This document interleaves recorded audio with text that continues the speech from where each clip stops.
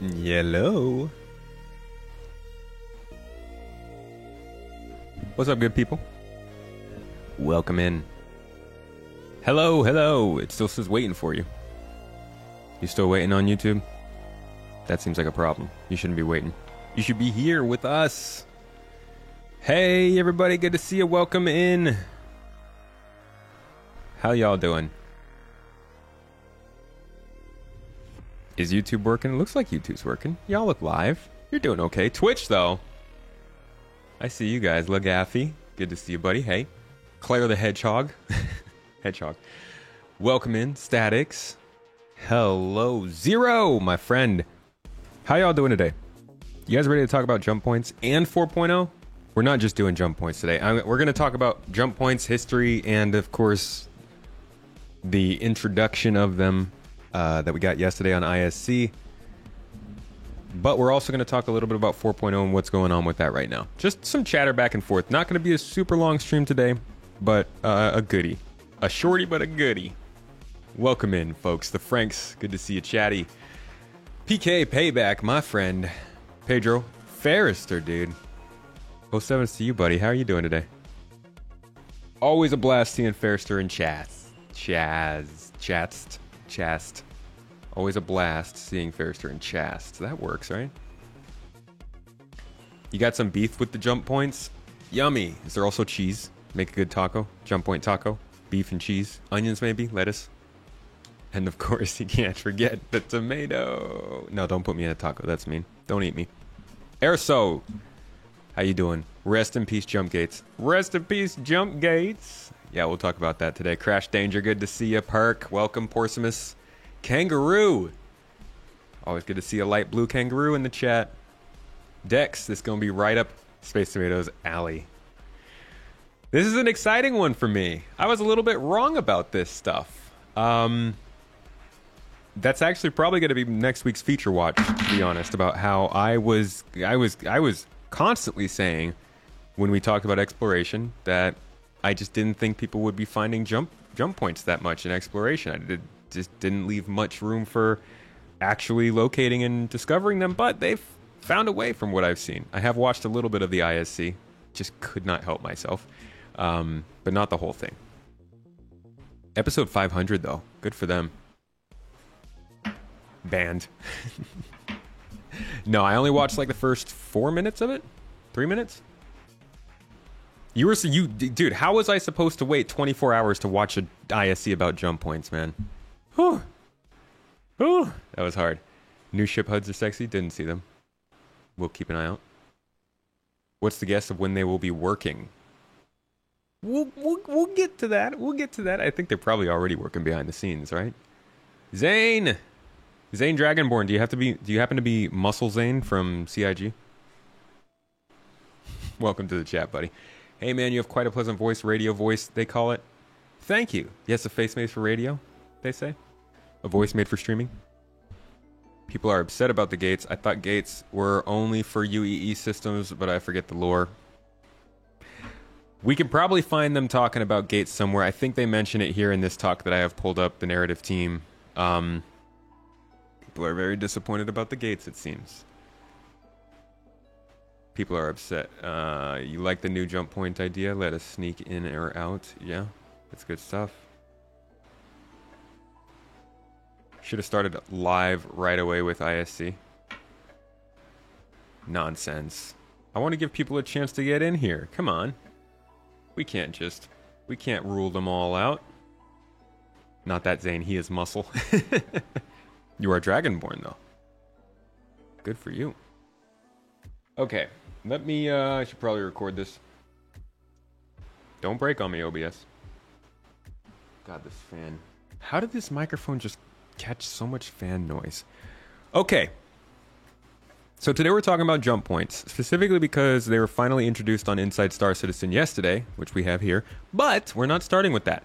We're going to start with the first jump to ever show up to the public, CitizenCon 2019. Now we're going to see some things throughout today's talk that kind of they're a little bit of an explanation for why you shouldn't show stuff like this so early, because now They got some splaining to do. So, first we're going to look at the first jump that we ever saw, which was entirely faked, despite what Chris might say.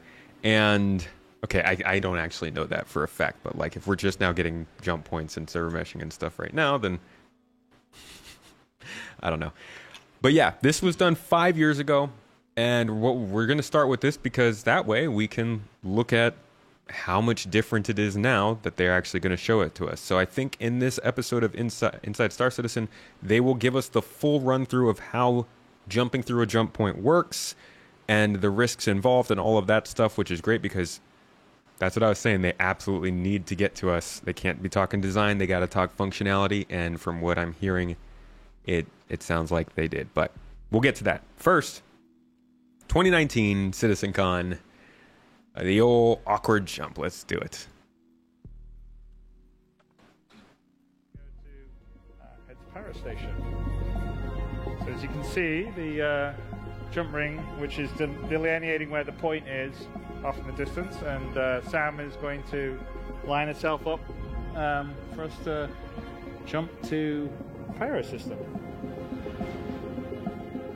Hey, glad you're enjoying the community and the content, Diego. Welcome to the garden.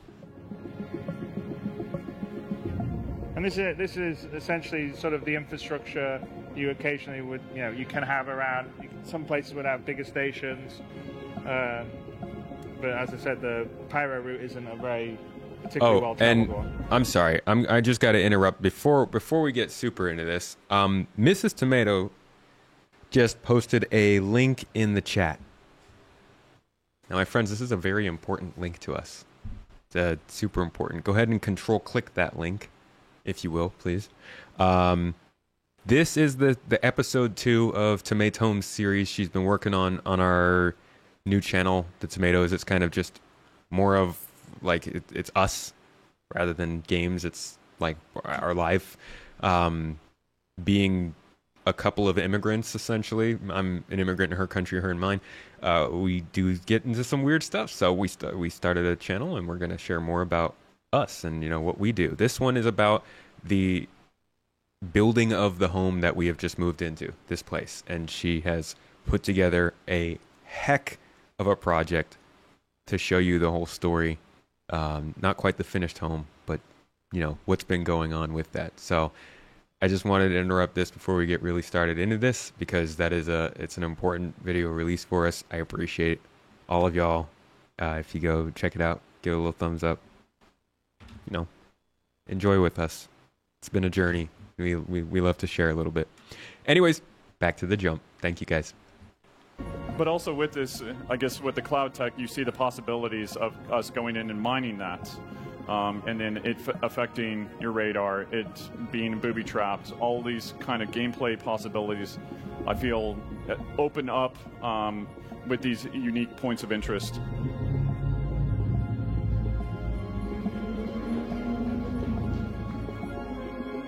Do you guys think we should open it? Yes. I think we should go. Yeah. Let's do it. All right, open that gate.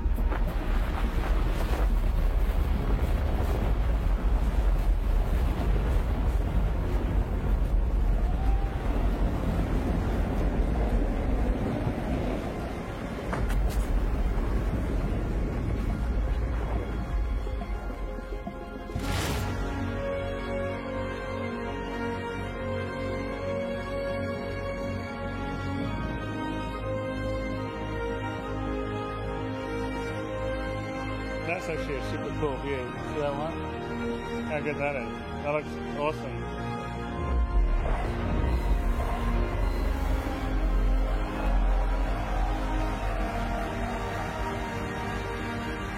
Okay.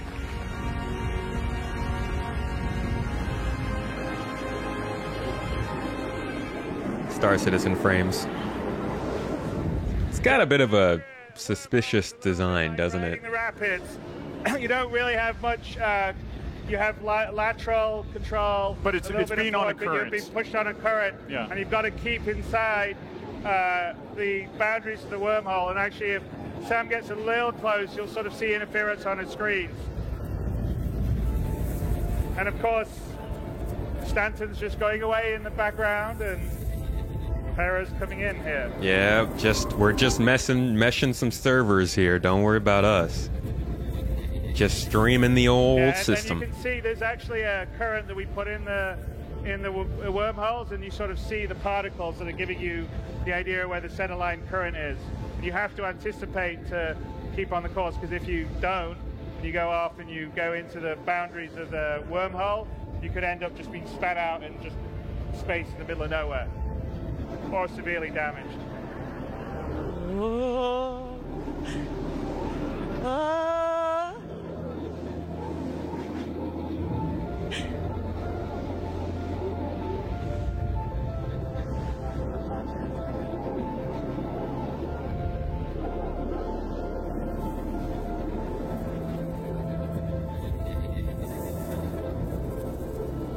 You know, honestly, going by the frames, they probably are doing quite a bit of streaming. All right, so that was supposedly not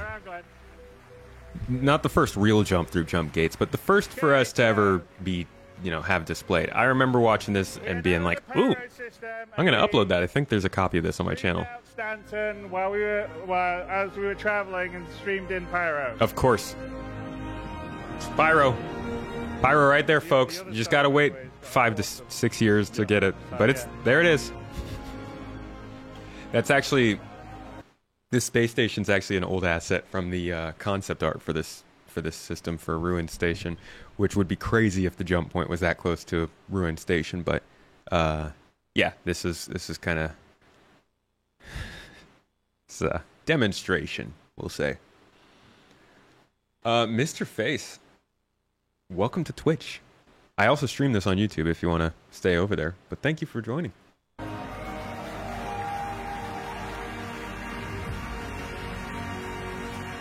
Sam.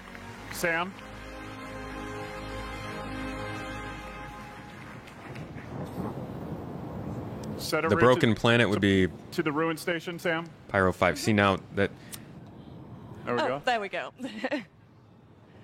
apparently that's not Ruined Station, but it is the design of Ruined Station. Hit it. Like, I'm pretty sure I have a picture of that. Hold on. That shouldn't be hard to find. In fact, let me see if I type in Ruin, does it come up?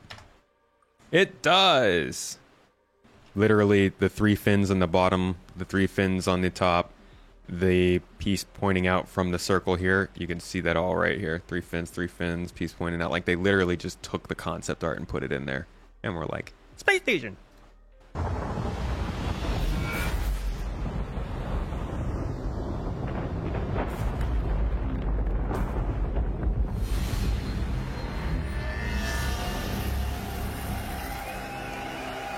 Good job, guys. Good job. Good job. We made it. No crashes.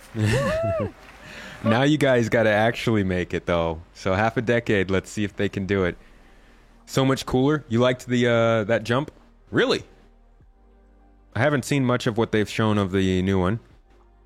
Where were we? But you like what? The exterior of it? The interior? The design? Like, besides the gates. I know the gates are the hot topic, and we'll get to that. But when it comes to the actual jump itself, and probably all of you have seen this ISC before me, so do you like this more than what they've shown so far? That's actually a super cool view. See that one? How good that is. That looks awesome. I think the sound design has a lot to do with it. The inside looks better here. Okay. You're down for whatever they need to make it playable. You want a mechanical sphincter instead of an organic one? See, this looks pretty organic. You don't like the quantum spitball. What? I guess I'll get to that. Probably talk about it in a bit, but gotta put it out there. You love that the ball of energy that you shoot from the nose of your ship to open the gates. Huh. Okay. So, first, I haven't seen that part yet here. But second, I have seen the leaks of the new quantum travel and can confirm there is something like that. I got your reply, Big. We were just talking, or well, I wasn't there. They were talking about that in the supporters chat on Discord, how I just randomly pick up a conversation and embarrass myself. I'm great at it. All right, so let's see what the actual stuff now that they have gotten to this point is. And after that, then we'll get to, we'll chat about this. We'll go back into history and look at what else they've said about jumps and all that jazz. And if we have the time, maybe, I don't know, we'll get in game and go to the jump point or something. Not this one. It's not actually in game. Anyways, ISC. Episode 500, I think. 200. 200th episode of Inside Star Citizen. Good for them. I still remember that first one was... No, there was a space station one. I don't think that was the first one, but it was one of the first few. Anyways, here we go. One point connects 2 points, disparate spaces in the physical space. So basically you go through an opening on one side, you travel through a sort of a tunnel, and then you pop out somewhere else in space. I like hearing him. Not gonna lie. I like the narrative team getting on in front of us because ultimately they get to know a lot of the stuff really early. A lot of the developers you'll talk to will tell you that like they don't know a lot of the stuff going on in the other parts of the game, but everybody who does something in the game has to pass it past the narrative team, right? So I feel like getting to hear them talk, yes, can be a little bit of pie in the sky stuff depending on when it is and what they're talking about, but they've got a pretty good grasp on where things are headed from what it seems so far. Jump points are naturally occurring. The first discovery of a jump point was actually by accident.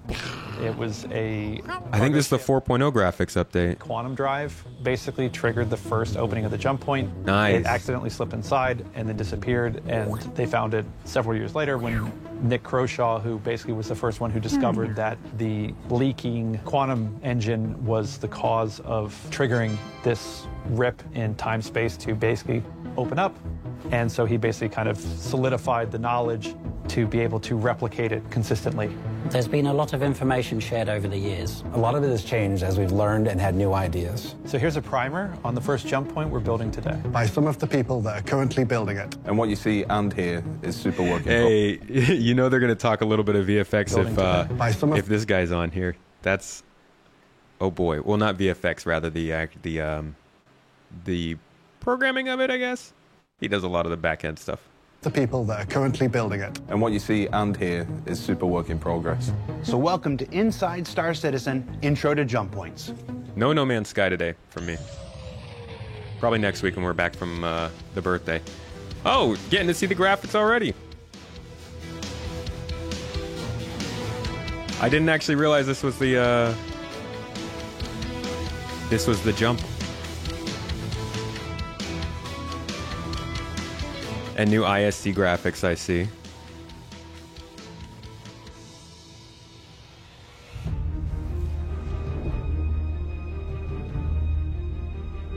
So a jump point is basically the means at which a player is able to transition from one solar system to another.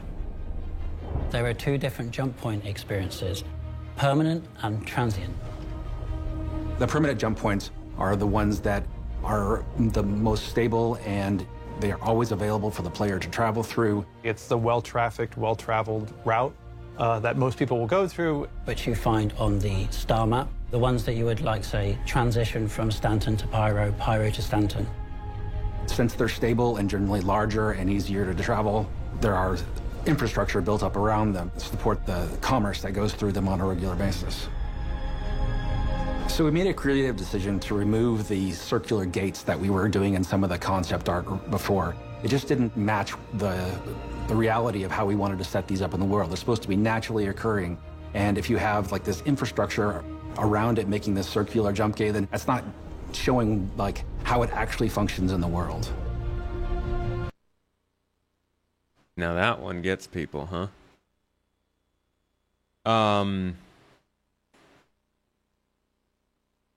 I don't have much to say about that. I don't care that much.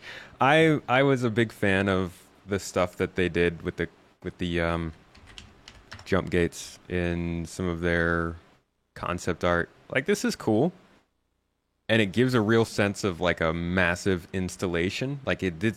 I think the biggest thing that you get from these jump gates is the scale. There's no reason for a jump gate to be here in Atmosphere, but this is a sick picture. I will say that it is, You rock. You know that? obviously a clear choice to remove these from the design. And I think that it can make sense. Skippy, thank you for the super chat, man. Appreciate you, dude. It makes sense in the sense that every single person who plays this game is going to run into a jump point. And if there are big game implications or gameplay features and things that are tied to the knowledge that jump points are not human-made, then that's something that they probably don't want to have to explain. You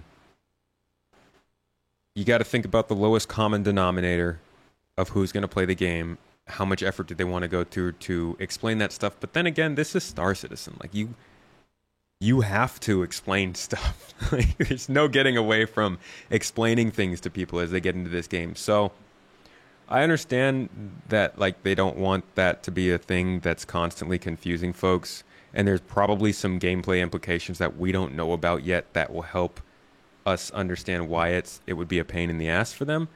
But, you know, it's not, like, that's not a super convincing reason. Like, oh, people will think that they're different. People think a lot of stuff in this game is that people aren't ever going to think that quantum travel isn't a loading screen, right? And we're not going to go through the efforts of trying to do things to make sure people know it's not a loading screen besides just letting them play the game. And a lot of people won't know from that. So I don't know how much I can stand behind that, but at the same time, I don't think that the gates are that necessary. Like, they look really cool, and they add a really good sense of scale that you literally can't get looking at this screen. This jump point looks like it could be 20 meters across or 20 kilometers across, and it's hard to sell that. So I don't know. There are pros and cons to the gates, and I think that for the longest time they had those gates, and it was probably because they thought, Chris probably thought it looked cool, wanted them in, had to get them in, sandwormed them, and then they were like, okay, this is not the design we're going in. And that's part of the problem with going and showing a concept for technology that you're not going to release for half a decade. Because now this is always going to be there on the internet. And like, it's kind of just indicative of how long this game's take to make. And the kinds of things that other games probably do all the time, we just don't have to see it.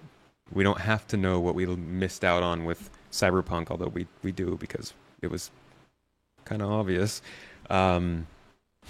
But you know what I mean. Like, a lot of games probably do this, and it's just something we see. Faldorn, hey, thank you so much for subbing up for 2 months. Thank you to Zayeth for the gift sub. Yo, Zayeth blessed us last month with the subs. Appreciate you renewing that one. Thanks so much. And I know I just missed a lot of chat, but I'll read it as we catch up here. We've lost the sort of size restriction when it comes to permanent jump points. So the main jump points that lead from system to system will accept any size ship. Transient jump points are more ethereal. First, you have to find them, and once you've found them, you don't know where they go. Yeah, I will say this. Man, I'm missing a lot already. This might be long. I hope you did watch this ISC because I'm pausing a lot. I will say this. The gates aren't needed for the jump, yes, but the way I always understood it was the gate was the stabilizing force. Now, maybe you don't need that, but it made sense to me to have major throughways be governed by a gate, and that gate...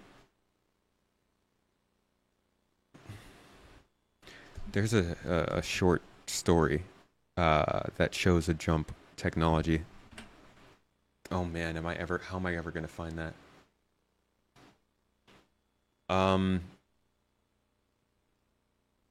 Oh gosh, is that Love, Death, and Robots I'm thinking of?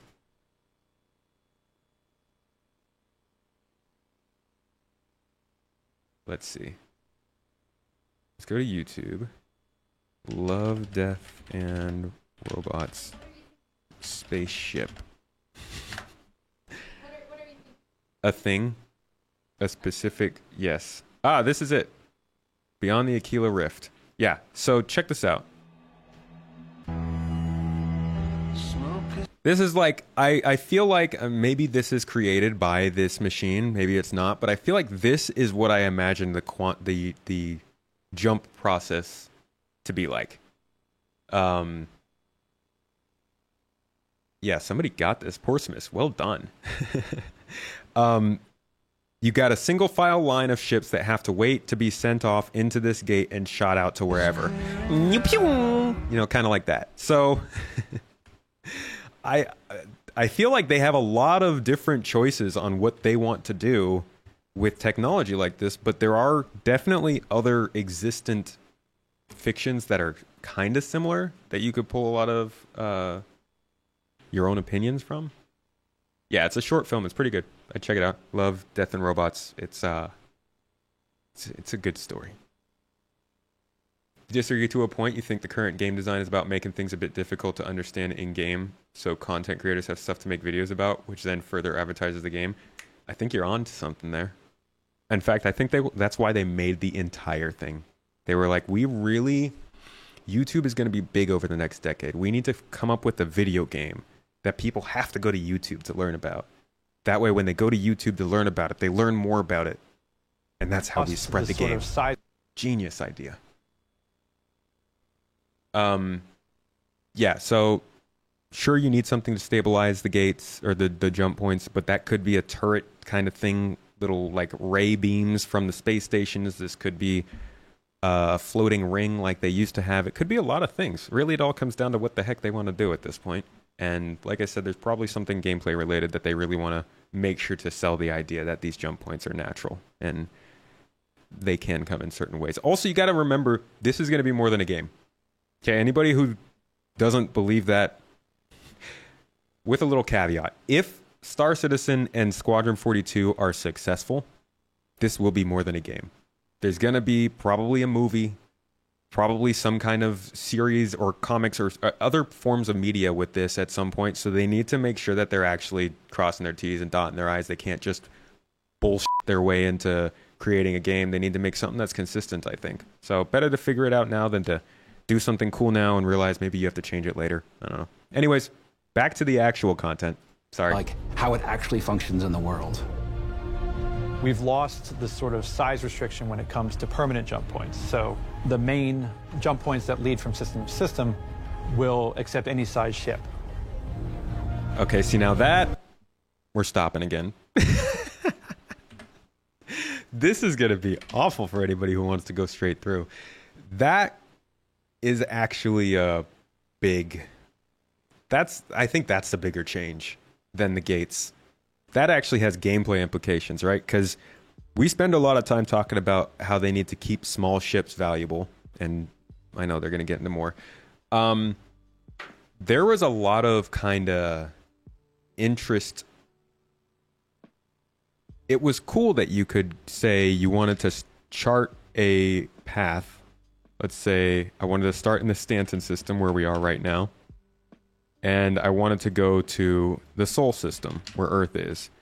You could plug that in, and then you could pick that you wanted it to chart a large jump path because you are flying huge levels of cargo in a hull E.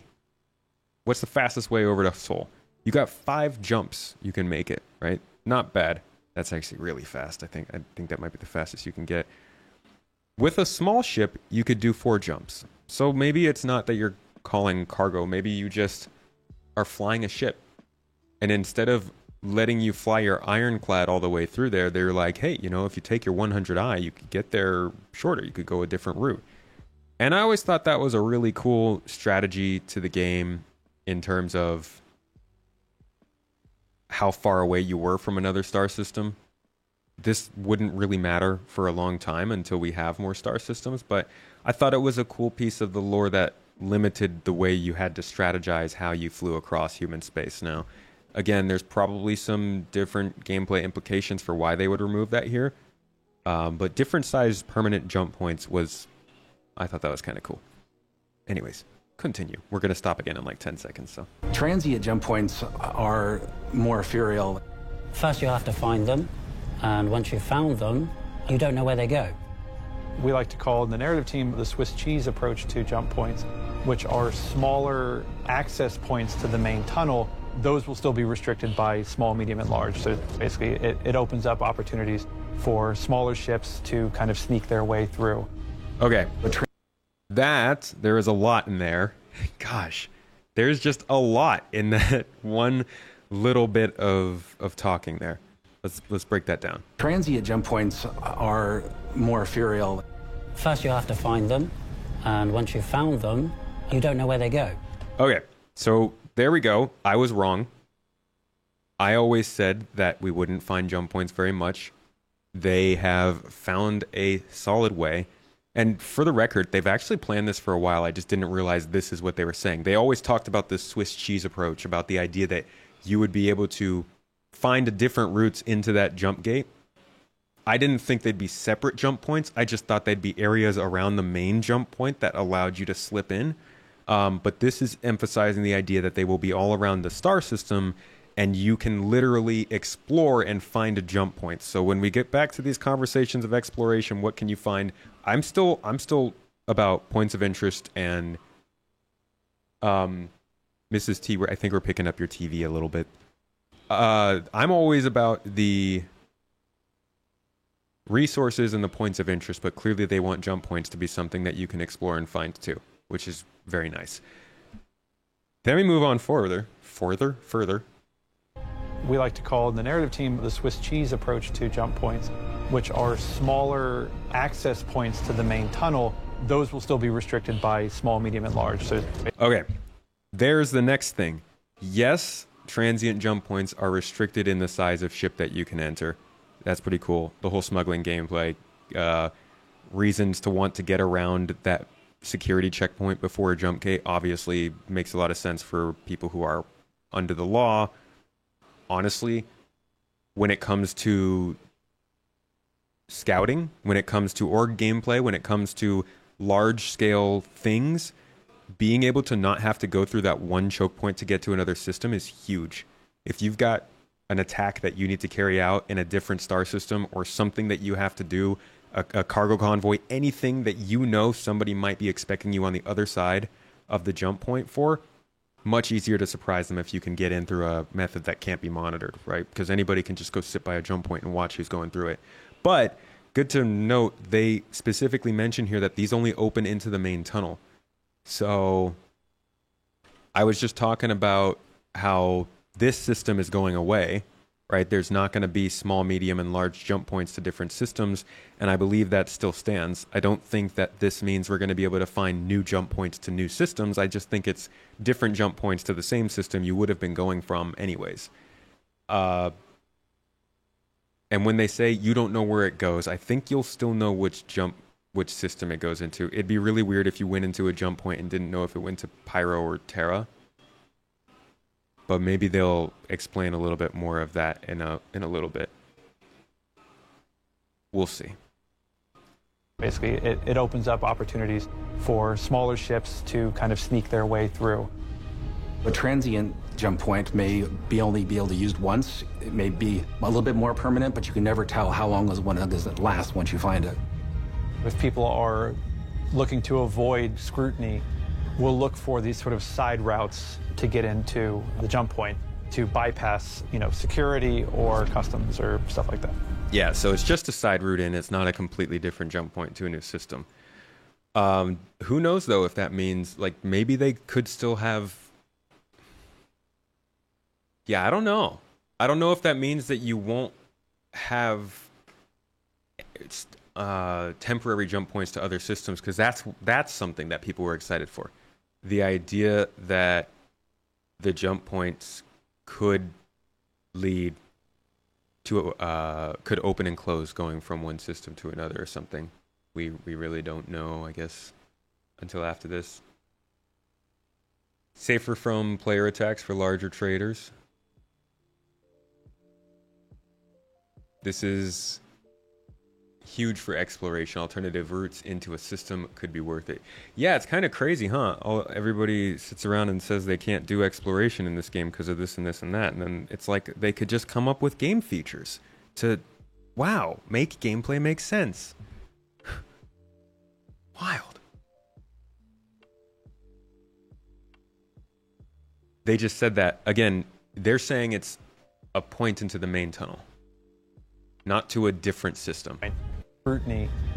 I'll play it again here. Smaller access points to the main tunnel. To the main tunnel. Smaller access points to the main tunnel. So still the jump point that you would be taking from that system.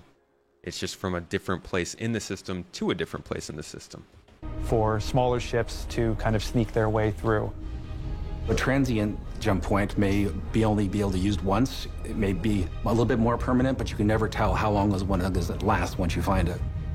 If people are looking to avoid scrutiny, we'll look for these sort of side routes to get into the jump point to bypass, security or customs or stuff like that. Not gonna lie, I think it's gonna be insane if they make it go to a system you're not expecting. I don't think they'll do that. In 4.0, our first and only jump point will be the one linking Stanton to Pyro Maybe and Pyro to Stanton. Maybe they will. The best way to share this design is simply to walk you through the whole thing. So we leave Lorville, we put it onto our star map, and we set our course for the Stanton to Pyro jump point. QT there. I believe that the jump point that collapsed was Farron to Oratani, right? I believe it was, yeah, I'm pretty sure it was Farron Oratani. Maybe. And then upon arrival, you will fly down to the gateway station that's located there, because you're going to want to make sure that you're stocked up for your trip into Pyro, because Pyro may well not have the things that you're used to in Stanton. Unless you got that reputation. You want to pick up some ammo, and you want to pick up some more fuel, probably some more fuses, and then after that, undock, and then turn yourself to view the jump point. The jump points will be visible from far distance. It probably will appear as a video editor. I am very as somebody who rips up these videos constantly and uses them in my own videos, I'm very aware that they now have a permanent watermark on their video, which was not a thing before. They used to just rely on the YouTube placement, but now they've got one baked into the video. Like a small star kind of a thing that just like pulses and asks you to come near me. You'll see like the massive whirlwind from the gravity pool that the jump point itself is creating, which is a gas cloud, and you'll see it in various different colors or forms. You can fly towards where the jump point will be, and there is structures in Stanton that sort of lead you towards the jump point. When you approach the jump point, what you'll hear is the general ambience of the whole area, whether that's space the noises, portal emitting energy, or violent clashes of thunder that is drawing the player into this central jump zone.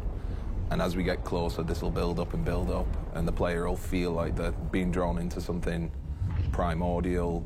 With jump points, multiple players can take them at the same time, so it is probably likely that you will encounter other players waiting to make their jumps. And you'll also see like the security and the turret infrastructure around it that's providing a safe experience on the permit. See, now this is probably the next biggest question, is how safe can you keep the main jump points? I think that they should overload these jump points with so many guns that if anybody tries to do anything, they just get annihilated within seconds. Like, let's not mess around with them unless you're in some weird system, you know, like not Stanton system. Let's let that, don't let it play out. Just keep these things protected. Now I'm going to jump back because you guys keep mentioning UI and I keep missing it. Where are they showing UI? Here we go. Player will feel like they're being drawn into something primordial. Oh yeah, jump points, see the MFDs players updates. Can take them at the same time, so it is probably likely that you will encounter other players waiting to make their jumps. And you'll also see like the security and the turret infrastructure around it that's providing a safe experience on the permanent jump gates. Like, it's always good to remember, no matter how much you're scared of pirates and stuff, if CIG wants somewhere to be completely safe, they can do it with guns. It's... People can't hack into the game and, like, make the AI stop working. I hope not. But use that as a deterrent. In order to perform your jump, the first thing you need to do is get closer to the jump point. Assign distance fields. But you won't be able to go all the way up to it. Like, when it's not active yet, it has a field around it that will push you away until you've attuned to the anomaly that allows you to go through. You have to call ATC. The anomaly needs ATC to be able to allow you to enter. When you're using a jump point, you're actually just an individual. So the ATC calls that you have to make are for you. Yeah, that looks a lot like the quantum travel stuff that they've done. This is very similar to what I've seen of the reworks to New Quantum Travel, so I think you're probably using similar animations. Just an individual. So the ATC calls that you have to make are for you, and then the groups that you go in are designated by the ATC. If you contact ATC at the same time, you can be put into a queue together, but there's no guarantee that you'll be in the same jump group. If you want to jump with your friends, you need to make sure that you... That sounds super placeholder. ...arrive together, and when you call ATC... there has to be a way to guarantee you can go through the jump point, at least in a similar time frame. Like, one right after the other, but yeah, it sounds like placeholder. You will be able to see how much space is in the group. So if you have friends and you want to jump together, you'll be able to know exactly how much room there is in that group. And if it's not enough for you and you want to go with your friends later, then you can forfeit and you go again. In the future, I definitely want to have some more quality of life features where you can get into queue at the ATC as a party. But currently, our ATC does not support queuing as a party, so you'll just be doing it as an individual. God, ATC. Once you are within range of it, you need to be changing over to nav mode. Your UI will automatically change. Hey, hold the fucking phone. They stuck with the raid. Oh, wait a second. Get out of here. Do I have that HUD on here? The freaking Drake HUD. Is that not the same radar? It's not quite the same. It's very close. This was their previs for the Drake HUD, and this is from like 2019. And I loved what they did with the radar here. You can only barely see it here, but it's like a little, kind of got that retro look to it. And I feel like they kind of hit it here. Cool. Awesome. So this is so we're just really seeing MFD stuff here. Did they show the HUD at all there? To be changing over to nav mode. No, this is fully in one version. I like it. The MFDs are looking good. UI will automatically change to the jump drive UI. Which will I like allow that you to know the power triangle is just a couple of bars on this one.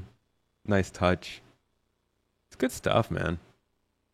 Ridiculous that, all the different ships are getting different HUDs, but cool. It will automatically change to the jump drive UI. Which will allow you to know if you're aligned, if you're tuned, if you can go in, if it's blocked. You have a visual input of the UI. The HUD is moving, is turning. I believe of the UI, the HUD is... I want to say Guillaume is one of the people from the Turbulent team that I covered recently. I think. Blocked. You have a visual input of the UI. The HUD is moving, is turning. Yeah, some engineering a message tips notification here that tells you, all right, you're aligned. If you look away, of course, that will trigger the cancellation of that alignment. If you move away from your position, you'll lose probably your position in the queue. Okay, so they're just doing away with the triangle overall. It's not a Drake thing. The triangle is gone. This is much more in line with the engineering system that they've been showing us at CitizenCon.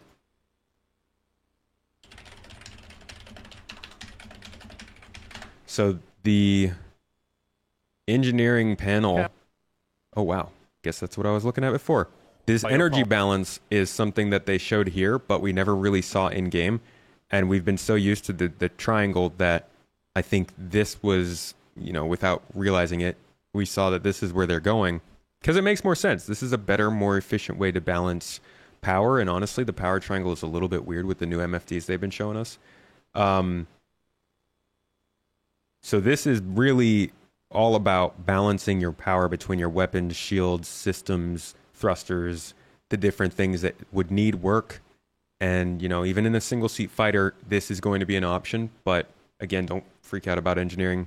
I don't think it's going to ruin your single seat fighter. You'll have red markers that tells you, or you're on the wrong side, you have to move to that direction. You'll have also kind of like a landing strip where you have the lights that tells you you have to go in through this area. So you'll have those rings that pulse and tell you you're correctly aligned. So as soon as the ATC has gotten to your group and you're now able to use the jump gate, your jump drive will start attuning to the gate.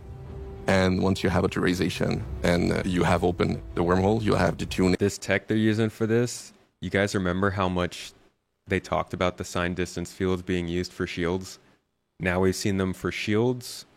We've seen them for quantum travel stuff. We've seen them for atmospheric reentry. Now they're using it for the jump gate stuff, I guess, which is still quantum travel. It's a lot that they're getting out of the sign distance fields. That's good. Visual that's really similar to the Aligning, but... And this is Crusader. Pretty similar. It's just different colors, it looks like. We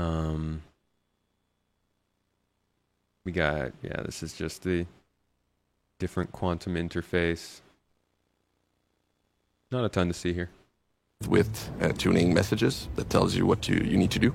And once that's done, you'll have tuning access and you'll be ready to go inside. While your ship is attuning, you'll see rippling in the anomaly. And as soon as you are attuned, then you can fire a burst of quantum energy into the portal that will rip it open, and you'll have a gate in space that allows you to see the tunnel beyond and travel to your new star system. When it opens, you'll hear the space around the jump point being ripped apart and everything being drawn into it. A really guttural, swirling sound of all the space around the jump point being dragged into this one singularity. During this drawing process, the ships are drawn in automatically. Shout, that ship's breaking apart. Careful. Got enough tape on there? Basically, you don't have to control anything. You don't have to do anything. There is, in fact, nothing you can do that would stop you being drawn in. So the plan right now is if there's any obstructions in front of you when you're trying to attune to the gate, that'll break your attunement. So if somebody gets in your way while you're trying to attune, your attunement will pause until that obstruction has gone away. However, if anybody gets too close to the jump gate and they're not attuned, then they're going to get pushed away, which should clear the area for anybody who's trying to get through. Nah, just fucking blow them up. Sorry, just like get out of my way, I'm jumping. So for the people who want to block a jump point, we are actually considering our options as to how to prevent that from happening. Yeah, that's going to be... I don't want to deal with how much people are going to try and just mess with stuff going on at jump gates. This is such a bottleneck for the whole game. And I know there's transient jumps, but come on. If you're running cargo hauling missions, if you're running routes through the system, if you're trying to get somewhere quickly, you're just going to go for the permanent gate. There's so much bottleneck here. And we're going to have a lot of security and stuff to make sure that doesn't become a problem. When you cross the threshold, you'll hear an instantaneous whip of the ship being pulled in and the changing of atmosphere between deep space and this singularity that you're being dragged into. Once you're in the tunnel, your ship will be flying at a set speed that's determined by the flow of energy through the tunnel. You'll hear the space around you flying past you at a great pace, like a really long cosmic drain pipe. And you don't have any control of how fast you're going. You'll speed up in the straights and slow down the corners to a certain degree. Tunnel is an intermediate stage of visual development. We built the fundamental elements that make up the tunnel and associated effects. Now we're iterating towards a visual target they're already familiar with. Yeah, so don't worry, guys. You're going to get your pulsing tube. You can kind of see it here. Just, yeah, the effects don't look finished, and there's like a fog. But if you look closely at the walls, you'll see your pulses. Don't worry. Agree, but you still have to navigate. The tunnel itself is something else. It needs a lot of technical and not quite as pulsy and, graphical things that need to happen. We've got flickering lights, some type of ethereal type of particle effect to show you type of the direction we're flowing. We also have fog effect. This is a rendering guy. And this idea that you're always moving towards a strong, bright light in the distance. The idea we're going off so far is that we're working on the bending of light. You'll see impressions of the exterior, the location you've just come from, and that'd actually be really cool to be able to see like flashes of what you're going to. This looks a ton like their original look at jump points. I don't even know if I can find that. That was...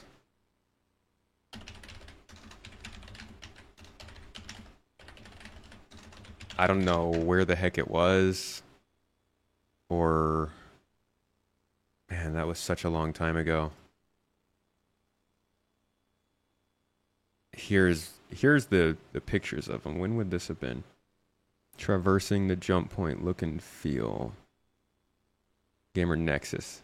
Dang, I forgot they were covering this such a long time ago. Hey everyone, this is Steve from GamersNexus.net, and I'm joined by Chris. Hey everyone. Did you guys get some visuals? I know they show off a Hornet in it. Realization that we showed that I think people liked, but it's really just... So at whatever event this is. But it's really just... Where is this? January 2015. So what? CitizenCon 2014 then? If you're wondering how I research for videos, this is how. I just type things in and then find references and then track down those references across Google,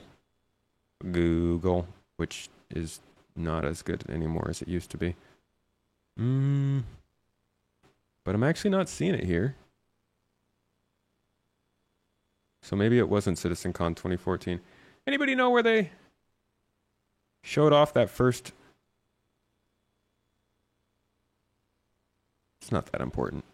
But it does look a lot like what they just posted for those concept packs. January. Why would we do what we're doing? I mean, I know that it can sort of seem that things are a bit stupid or silly or broken.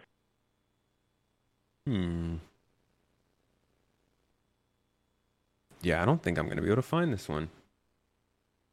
It's on this ISC. Do they show the old one?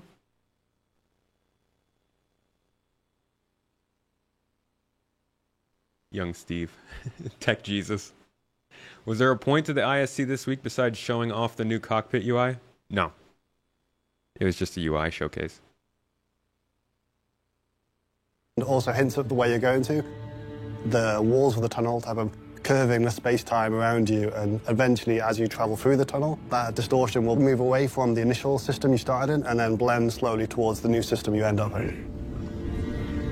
We can kind of do anything we want because it's an enclosed space, so we're doing things like on the rendering side, we're taking the sunlight, which we don't normally need when you're in an enclosed space, and we're reusing the sunlight, all the text that goes behind that with high-res shadow maps and these type of things and directional occlusion, and then reusing that and using that to create a flickering, pulsating effect in the tunnel. And we can take a lot of shortcuts and do a lot of cool things. I'm waiting to see what they say about when you fall out. Because we have this totally enclosed and bespoke play space. Because that was one I was like, I don't understand how the heck they're going to try and make us fall out between systems. That's insane. And people were saying maybe beacons with the thing and stuff, but I don't know about that. God, this UI does look pretty cool.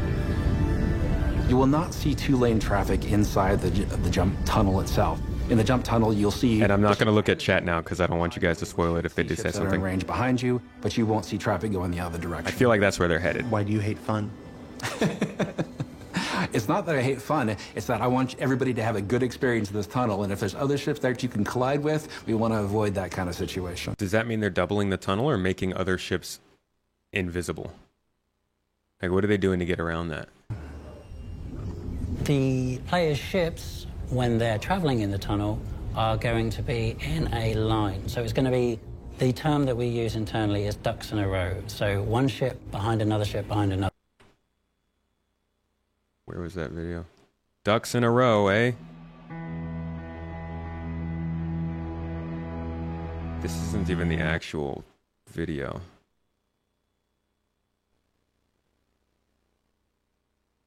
Aquila's Rift. I bet that song was going to get me a copyright strike. Probably is. Ducks in a row. Shh. Don't get me in trouble. This is what I'll keep going back to. I guess this isn't the full video, so we can't even watch it.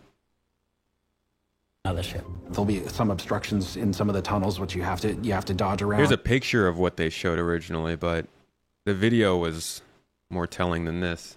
But for the most part, it's a matter of turning and navigating through the tunnel and not hitting the sides. Because the closer you are to the edge of the tunnel, yes, the more likely you are to fail your jump. Okay, and? The edges of those tunnels and those obstructions cause distortion damage to your ship. There's a pool on your jump drive, and if this pool fills with distortion, then your jump drive will shut down. If saltwater pool or chlorinated?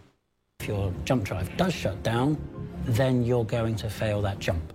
Okay. You get booted out of the tunnel. There's a number of places in the system where you could end up based on like how long you've been in the tunnel. You could end up back in Stanton, or you could be in Pyro, but you're not going to be at where you wanted to be. You're going to be at the edge of the system somewhere. Okay, so that puts that to bed.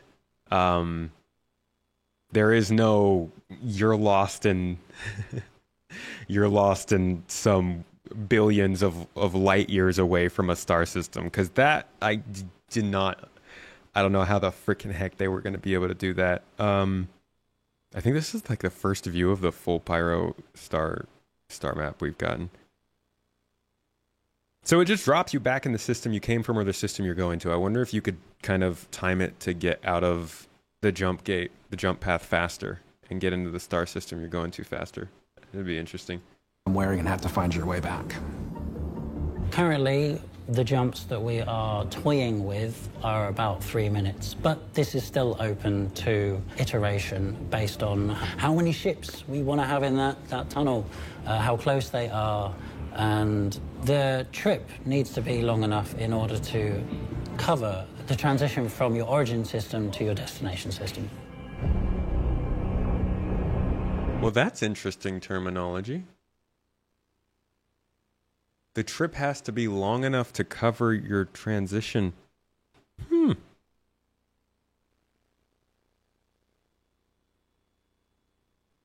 I'm going to have to ask somebody about that. Why? Because we know server meshing is instantaneous. So why do we need to cover that transition? Origin system to your destination system. When you are arriving via a jump point, you will realize that you aren't actually coming through the same entryway that you would have been passing through to go to the next system.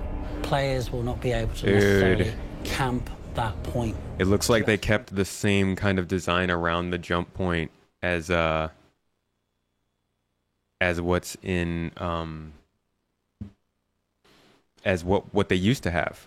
So like, yeah, they changed the jump gates themselves, but the Pyro jump point looks so freaking cool from how they used to create it. I mean, yeah, it's not. Of course, it's a loading screen. This whole freaking game's a loading screen. That's the whole point of the object container streaming and the server meshing. What I'm wondering is what makes this different from transitioning between two servers on the same star system.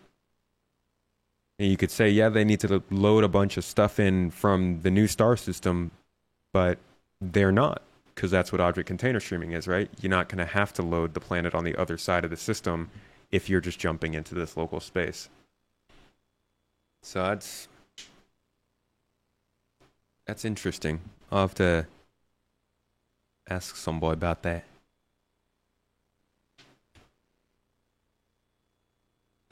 This is freaking awesome. Hold on. Let's go back to CitizenCon 2022. Yeah, that's right. We're getting distracted again. Love it. Love it or leave it. Oh, no, 21.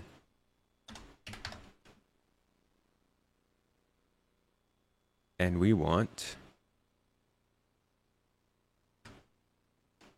Is it Life in the Verse we're looking for? Yeah, this. This was the first time they showed us the actual jump gate and pyro, the area around it.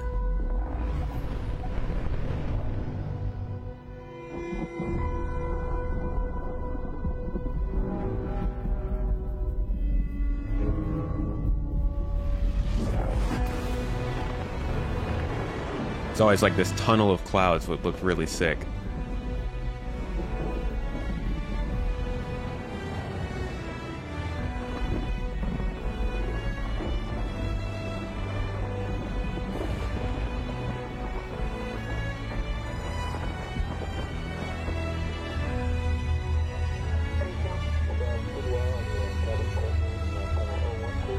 Much more foreboding than the other side of the jump.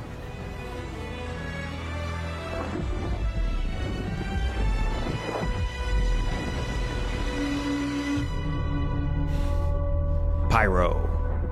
4 years later. Players will not be able to necessarily camp that point just for you to exit it. The intention is that there will be multiple locations where you will exit to, and so this will mitigate that threat. See, that's what I always thought was the Swiss cheese approach that they talked about. I didn't realize they were talking about entrances too. Gun approach coming out of the jump gate because we don't want everybody to be slamming right into each other. That's pretty cool. Spread the ships out that are coming through and get your own view of it, like your setting and where you're at. So when you come out of the pyro side of the jump gate, you should come out into completely different space than... Okay. They upgraded a little bit. The Stanton side, so it's sort of like a cave of gas. But there's also some structures that lead you directly towards the that's... You can do anything you like there. It's just a normal... Oh, it's been roasting. It's been slow cooking. Very slow cooking. R&R station that is just nice and safe before you go out into pyro itself, which is more dangerous, of course. Okay, so wait. What's the point of telling us to get our... Hold on. What's the point of the... all the way back here? And then upon arrival, you will fly down to the gateway station that's located there, because you're going to want to make sure that you're stocked up for your trip into Pyro, because Pyro may well not have the things that you're used to in Stanton. Okay, but then how about this? Nice and safe before you go out into Pyro itself, which is more dangerous, of course. Maybe this will just be less supplied. It's interesting. I guess maybe this will just be like a rest station. No repair or restock. You can only land here. They're not selling the same stuff on the other side. But like that seems like that would make for a lot of really easy cargo missions, right? You just keep running supplies from the Stanton station to the Pyro station, and if this is a safe place where it's fully protected, then technically you're not completely in danger or in the frontier once you go through the jump gate. You still got this to go through. Interesting touch. I see why they do it. Makes sense. Make more sense for more publicly transited systems, but like, do what you got to do to make the game, you know, not completely dominate people who don't know what's going on. But we'll see how it goes.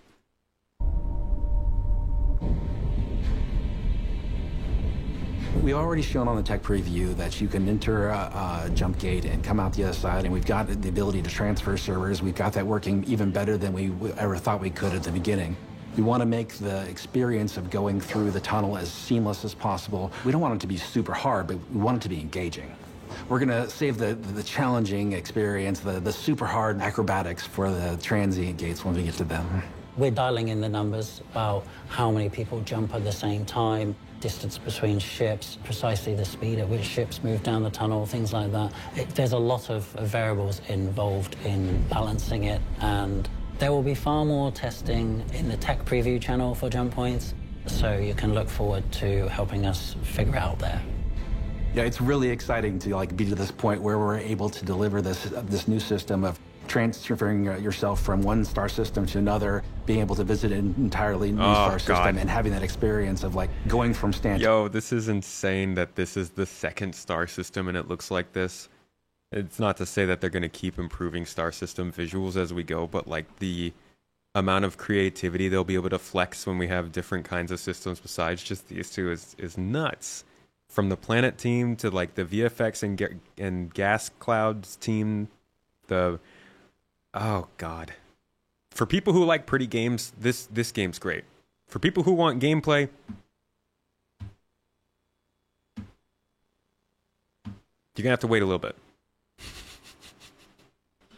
No, there's some gameplay in this, but no, seriously, this game visuals is nuts.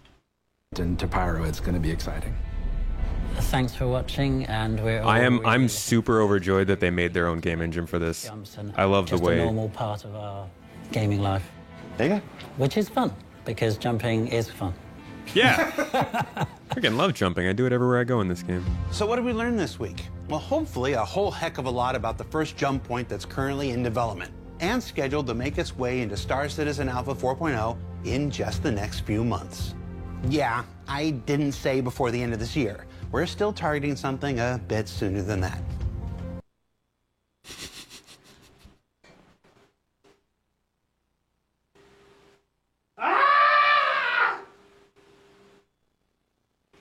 Stop toying with this dude. Good lord. Didn't say before the end of this year. We're still targeting something a bit sooner than that. And that's all I'm going to say. And while jump points are a major milestone for the development of this game, before we let you go this week... Sid did say next few months, though. So, like, definitely not 2 months. If it's next few, then it's like in a few.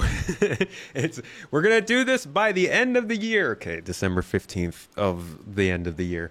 No, I think it's looking more and more like a September, October kind of thing coming out for CitizenCon at the earliest, and I hope that's the case. I'm just hoping that this reaches testing within this summer. Testing of some sort. I'd like to talk to you about a different kind of milestone unique to the program that you're watching now. ISC began in April of 2019, and since then, we've managed to tell a variety of different stories about more aspects of game development than you're probably likely to find anywhere else. That's 200 episodes so far, including the one that you're watching right now, with no plans to stop or slow down in the future. But this journey didn't start in 2019. That's because ISC is only the latest form of a program that's nearly as old as our project. Before then, we were proud to bring you Around the Verse, the talk show at the end of the universe. First created by Ben Lesnick and Sandy Roberts, and hosted by an entire cavalcade of CIG developers filling in here and there, with segments that... Literally, for some time, it was hosted by Chris Roberts and Sandy. Like, it was the straight-up owners of the whole thing were sitting in front of a camera and explaining the week. I think that was around the time that we were going through the burn down. Things were kind of rough. They were like, we got to show face. Man, this show's been through it over the last 10 years. Sometimes spawned into their own series like Bug Smashers, Lore Maker's Guide to the Galaxy, Ship Shape, and more. That was 228 episodes filled with a whole bunch of people that may not have always known what they were doing behind and sometimes in front of the camera, but doing everything we could to entertain, inform, and simply showcase the folks who make these video games that we're working on. But even they built their legacy on our first weekly behind-the-scenes talk show created by Eric Peterson and Michael Moreland called Wingman's Hangar. Right. With Hangar with 2 A's. Old heads will know. 72 episodes of that set the foundation for CIG video content to come, even if some of it was just what we shouldn't do. Holiday special.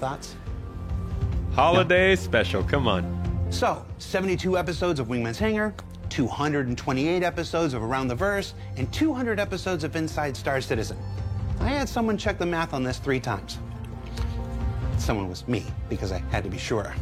That makes this show not only the 200th episode of Inside Star Citizen, but also the 500th episode in a legacy that we're very proud to maintain. Why is it a bad thing to feel nostalgic for an unfinished game? You know how many unfinished games I feel nostalgic for? Like, Deus Ex Mankind Divided. No. But like, Satisfactory is unfinished. Feel hella nostalgic for that. Straight up, Universe Sim. I was playing that for a while. Felt nostalgic for. There's nothing wrong with feeling nostalgic for an unfinished game. Just, if you don't like it, don't feel nostalgic for it. And hopefully continue to improve upon for years to come. Now, we don't have any fireworks or anything like that, and that's not really my style anyway. Instead, I wanted to pay tribute to the 680 people that have worked on or participated in or otherwise made one of these 500 episodes possible. And no, that's also too many to sing about. So instead, we spent the last 3 months going through every record and video we've made in order to ensure that we didn't miss anyone. But before we play our first 500 episodes credit roll, just let me thank the one group of people that aren't listed. No, not you. Move. Yeah, there you are. There you are. You've allowed us to tell stories of game development for 500 episodes now. And that's not even counting all the other programs over the years. You do this each and every week by responding to what we share. And as Dave Kaplan said just 2 weeks ago on this very program, that engagement and feedback is truly what keeps many of us going. And I'm certainly no exception. So thank you once again. Thank you for letting us share the people and process of game development with you. And we'll see you all here next week. Thanks for your help. The start of another 500. Star Wars 1313 to be spiritually reintroduced as Star Wars Outlaws. Marky Mark. Oh, this is a lot of people. Wowzers. Okay, I recognize some of these names. It's Elwin. It's Josh Bell. There's Zane. Muscle Zane. Jake. Hey, Jake. Guillaume. Pedro. This guy. All the freaking awesome music that we get to enjoy with this game, man. Oh, he's pumping out the good stuff. Thank you, Pedro. I can't wait to hear what he's made for Pyro. Holy crap. There's Ben Curtis, John Crew, Josh Coons, Eric Kyron Davis. I wonder, I guess it wouldn't matter if people weren't still working at the company to be on this list. Super grateful to these people. Hey, Anna.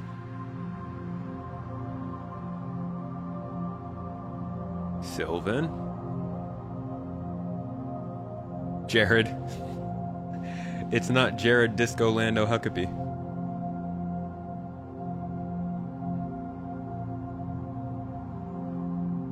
Yogi. Matthew. Ulf. Hey, there's Elliot. Sarah McCullough. Famous for designing the MSR.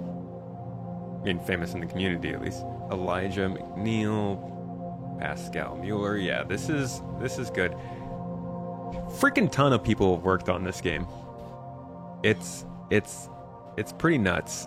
And every single one of these people is working on this, I assume, because they enjoy it. Maybe a couple of people are here because it pays incredibly well, but honestly, I think you could probably get better pay at other places unless you're like pretty senior or, you're doing something that's super exclusive. Like, there are a lot of game studios out there that are bigger than Star Citizen in terms of their market cap or in terms of their monthly revenue or profit, or yearly, and I at least like to think, hey, Tony.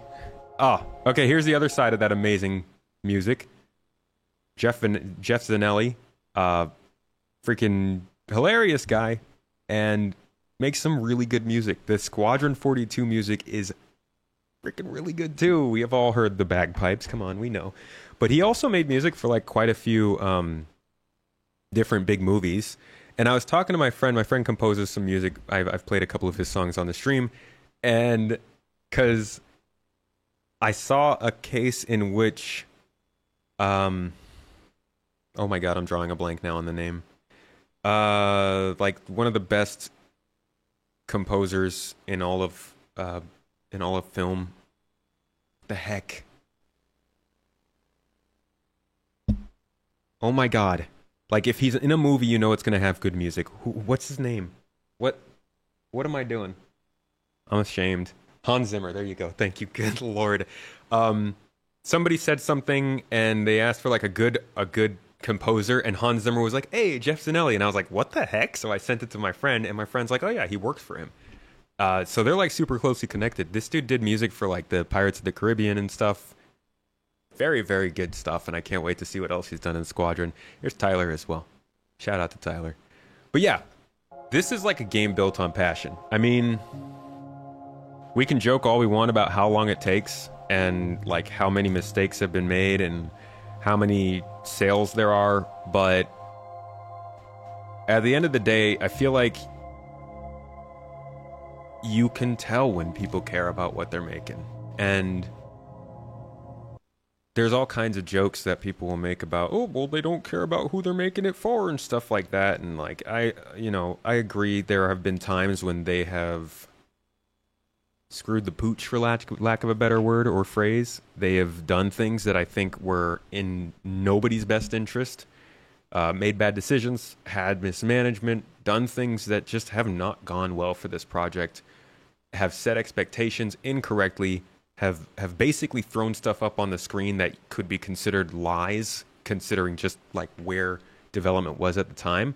But every person that I've personally met and that I've seen come on to these things to talk about the stuff they're working on seems genuinely interested in what they're working on. And I used to sell industrial level HVAC equipment as an engineer for one of the largest HVAC companies in the world, and I can say no matter how much I tried to get interested in it, man, I could not get in front of a camera and convince you that it was as exciting as something like Star Citizen. I think they have beaten the passion into these people. What's the worst thing I could think of straight away? 2016 roadmap. Always the 2016 roadmap will be the worst thing they ever did in Star Citizen's development history. And, well, okay, I hope that's the worst thing. Like, maybe they can make me eat my words. I really do hope, though, that is the bottom of the barrel in terms of what has happened with this game's development. Ever since 2019, I would say, they've definitely been on the up in terms of how they've set expectations and fulfilled those expectations. They're still making plenty of mistakes with it, but there was definitely, like, from 2016 to 2019, things were rough. Yeah, I probably just jinxed us. The Sandworm has nothing on the roadmap. The Sandworm is a suggestive thing in a gameplay demo that was not even for gameplay. It was for the Planet Tech. They should not have said... Well, actually, they didn't say it was a gameplay demo. They said it was a Planet Tech demo. It was literally meant to show what they could do. It wasn't meant to show what was coming in the game, and that's where they went wrong with that specific demo. But yeah, the roadmap itself was them saying what they were going to do, and that did not happen, and that was very bad. But yeah, that was... I really appreciate the people working on this game, because on top of the fact that they're going to work, and I know I said a lot of people are passionate about this, but a lot of people probably don't care about Star Citizen like we do. We go onto this weekly and we look at these videos and we obsess about the details, and we see like a couple handfuls of people come onto the camera and talk about the game they're making. Those are the people who are willing to go on camera. There's like another 80% of the company who are people who maybe really like developing the game but don't really care that much about playing it or following development or where it's headed. They're just going into work, working their 9 to 5, and going home. And I feel like it's easy to forget that. Like, it's not Chris Roberts and a couple other dudes on the camera. It's like a lot of people who, for whatever reason, enjoy working on what they're working on, but ultimately are just trying to get the job done. And different reasons and different things hold those people back. But from what I've seen of the way people interact with game developers, I think they probably get a bad rap for whatever small part of the game they actually do. You know, people will say they don't do anything that has any worth. People will say that They don't know what they're doing. Brainless, like just all kinds of weird stuff. I'm not saying you have to praise them, but I do think it's good. It's solid energy to like give a little bit of recognition for all these freaking people who most of us will not remember their names. Hey, there's Todd Pappy. Speaking of names to remember, somebody was asking about where his name is. Shout out to Mrs. T. Hey, shouts out to Mrs. T for making this whole thing a thing, you know? They started Star Citizen. She started Space Tomato Gaming, you know? Taryn, thank you for the 100 bits, mate. Hope life is treating you well. Pizza Bitties for the weekend. Dude, Pizza Bitties for the weekend? And Panic Switch, thank you as well for the 16 months. Forced a day off for you. I appreciate your sub, dude. Thank you for the support. Thank you for also coming on to the podcast when you did. So that is sorry, trying to get this plugged in so I can hear alerts again. There we go. Oh, I thought this person's name was Sean No One, but it's Sean Noonan, which is much more fun to say. Now we're going to go back and look a little bit about what they were talking about with jump points before. This is actually following directly after that first demo I showed you before we watched this ISC. So following this, when gates were still a thing, they released this ISC to talk a little bit about designing it and the functionality of it and stuff. We'll jump through this pretty quickly. We're not going to watch the whole thing. It's a lot of chatter. What's up, Wobbly? Good to see you. You're a dev and you respect all they are trying to achieve. All devs, man. Anybody who's working with software, hats off to you. Software can be so annoying. I really f***ing hate software sometimes. And I imagine it's even more frustrating to make it than it is to use it. Devs just do devs things, yeah? They need to be more careful with expressing what is a goal and what is a sure thing. They get too excited about what they are doing and forget about bugs. Can we go back to this statement here? Nick and Sandy Roberts, and hosted by an entire cavalcade. No, here.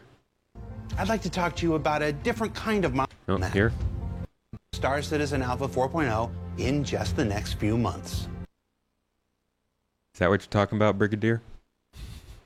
Is that what you're getting at? To be honest, it almost makes me toot a little. It's just to hear 4.0 in the next few months. God, it's so freaking hard to not be excited about that. I'm not until it's at least in the PTU. But we've waited so long, man. We've waited so freaking long for 4.0. Like at this point, I'm like, okay, just release Star Citizen with 4.0. We've been waiting for Star Citizen for what, 10 years? We were waiting for 4.0 for 7. We might as well just just shoot on through. Well, hopefully a whole heck of a lot about the first jump point that's currently in development and scheduled to make its way into Star Citizen Alpha 4.0 in just the next few months. Yeah, I did. You about to get so quoted on that, Jared. If it doesn't happen, I'm going to quote the absolute f*** out of that if it doesn't happen. All right, so what were they saying in 2019? We've always known it. We want to do like wormholes and jump points. Some previs was done, I think, back in 2014, 2015. A lot of early concepts went out to Chris. I was working with Marcel on the concept side of things. So we've done a lot of loose investigations first to understand, do we want something big? Do we want something that's small? Does it fit into the lore of SC? There's several things that you can play with, such as, is it spherical, is it cylindrical, is it square? The very kind of like core shapes that you can kind of play with. And then how that thing would operate, how you'd enter. See, man, they got really far with this. Like, they were giving out concepts. They were checking in with Chris. They designed the whole thing. Like, something shifted there. I wonder what it was. I wonder if it was just like an internal meeting where or like a test group where they brought people in and the people were just like, but what about this? And it just, everything shifted from there because the idea clearly changed from 4 years ago. What's it look like to the third person as well as the first person. So just to get those ideas out there, and then several iterations for weeks, right? And then we kind of like settled on what you kind of saw in the demo. So kind of like it's a really good opportunity for me to now show you some of the content live in the editor, maybe run through some of the processes that we went through to build this content, and just speak a little bit about our processes. This is the Stanton location, but it isn't just confined to one area as well. Like the cool thing is that I don't know if you noticed from the demo, but we arrived at the edge of a nebula. This is all contained in the same scene, so I can zoom out of this location now. And you can see again, this is fully volumetric, so the approach for this is using the gas cloud tech that's been developed. I mean, it's been developed specifically for the coil, but the more that we've developed with it, the more that we've realised that we can actually start to build entire space scenes with this. And for the persistent universe... That's mainly talking about the clouds, but we're interested in the jump point and jump gate itself. It's a separate scene. Actually in the game it's part of an object container, so we stream this in. The kind of we've had like a new entity built. I don't know a great deal about the entity. So that's something that they've been talking about with the current jumps as well, and the jump points, is that it is its own space. It's in between the servers that make up the star systems themselves, I believe. The awesome part of this is as you're traversing through the wormhole, we're actually going into a completely new system. You know, we're not faking anything here. We're actually traveling to a new system, and even myself working on this every single day, that still blows my mind. The scale of these is massive. Like, look at how big. I don't have here. Check this out. Just to give you an idea of how big these jump points were before in the concepts. Look at how small this bangle looks. Like, this bangle's huge. For perspective, one of the thrusters in this bangle, one of this here, you can fit an Idris in there. So, comparing an Idris to other ships that we would be flying in this game, like, there's obviously no problem with actual size here. They could just scale them up as large as they wanted to. I think there's something else besides, you know, narrative laid it out. They want people to understand it a certain way, but I don't know, man. I'm still kind of completely taken aback by the technology that we're able to kind of bring with this game. We had Ben Parry, who's one of the graphics engineers in the UK, come in and build us a brand new shader. There's already a shader that the VFX team has used that's mostly for doing kind of like where you would use a particle effect but you don't want to have one, and that's called VFX transparent. Freaking huge. So that's a lot of tweakable, slidery kind of things for them to mess around with. So what we actually did was combine that with a more traditional shader that could do lighting and opaque geometry and that kind of thing, and then threw all that in front of Jake, and he picked out which bits he was actually going to use. So then we just deleted out all the bits that we didn't want to use and then started specializing different parts of it to get the kind of details that he wanted out of it. You just kind of fly through it and you can see some of the kind of variations that we have to the tunnels. And this is all real time in the engine as well. Like we're kind of, again, we're not faking anything here. This is all kind of constructed, and you can see there's lots of kind of cool variations. We built this for the demo. We never actually go down these routes, but conversations that we had with design very early on, with Tobias in design, we were saying, okay, well, we have the capability with the technology that we have to build secondary routes. Do you want them in? And he was like, yeah, cool, put them in. We might not go down them, but we've got them and we can explore them if we need to. I hope they talk more about that. That sounded like a pretty cool thing to me, and maybe that's where the transient jump points come in, is like you go into these transient ones, they're unmapped, you have to pick certain paths in, and like if you pick the wrong path, you might not make it through, because that's a cool idea. So it's good to know that in the future that we'll hopefully have kind of branching paths and the opportunity to go to different locations here. So you can see from here, like the deformation of the surface has, we had vertex deformation in the engine before, but the vertex deformation that we had, the vertex deformation, by the way, is driving the kind of, I suppose, the animation on the surface of this thing. The vertex deformation we had in previous shader work was very uniform, and we couldn't get any variation or displacement to the way that kind of animates on the surface. So something that Ben put into the shader with it for us was the ability to put variation in that deformation, so we could get this kind of like otherworldly feel to it. And I think that's something that really helped when it came online. And then we had Caleb, who's the principal VFX artist, come online and build a lot of the local particles that we see in the tunnel as well. And I actually think that really helped give directionality to the tunnel when we felt like we were losing it because of the speed being slowed down. Caleb came in and built these particles that you see here, and I felt that brought a lot of that back, hopefully, just in time for the demo. There is something that kind of tripped us up as well, though, because quite late on, we had some feedback during, I think, a very late playtest. We received quite a lot of feedback on the first iteration of this thing because we wanted it to feel incredibly fast, which meant I made it incredibly fast. But then you couldn't do 2 straight turns. You couldn't do a 90-degree turn because the kayak would 100% crash because it liked the speed I had. But we got feedback constantly that it was like, no, I want more turns. Yeah, what if jump points just looked like this? More up and downs. We got a good reference with Space Mountain, and we looked at a lot of YouTube videos on like that, and roller coasters in general, especially with this, like how you build up to this, like when you go up before you get a free fall.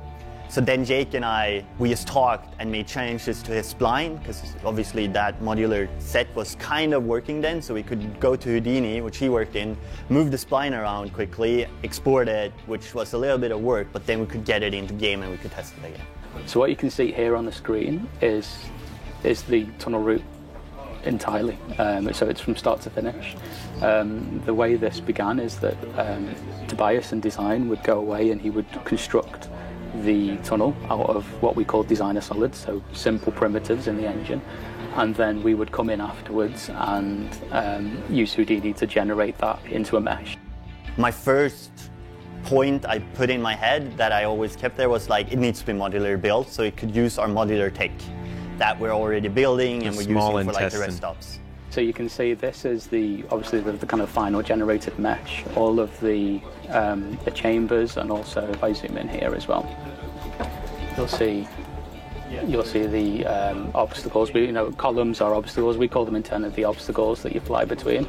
They're all procedurally generated across the surface of the tunnel as it builds the mesh, and it's all driven by this spline here. So what we've built in the end is we were very, very keen to build a system that we could generate hundreds of these in the future, or to build more and more of this content, and to also have that flexibility that we needed from design. So design would come online and say, we want like this part of the tunnel to be a 90-degree turn. It's no problem because you can take the spline here, you can move it around. It takes a little while to generate, but you can see how straight away we've got an entirely new route there, and it's procedurally generated the columns across that route, it's procedurally generated the chambers across that route, so we've got a system, hopefully, that's got a lot of flexibility to it. We need to change anything, we need to build anything, it's all there and it's all possible.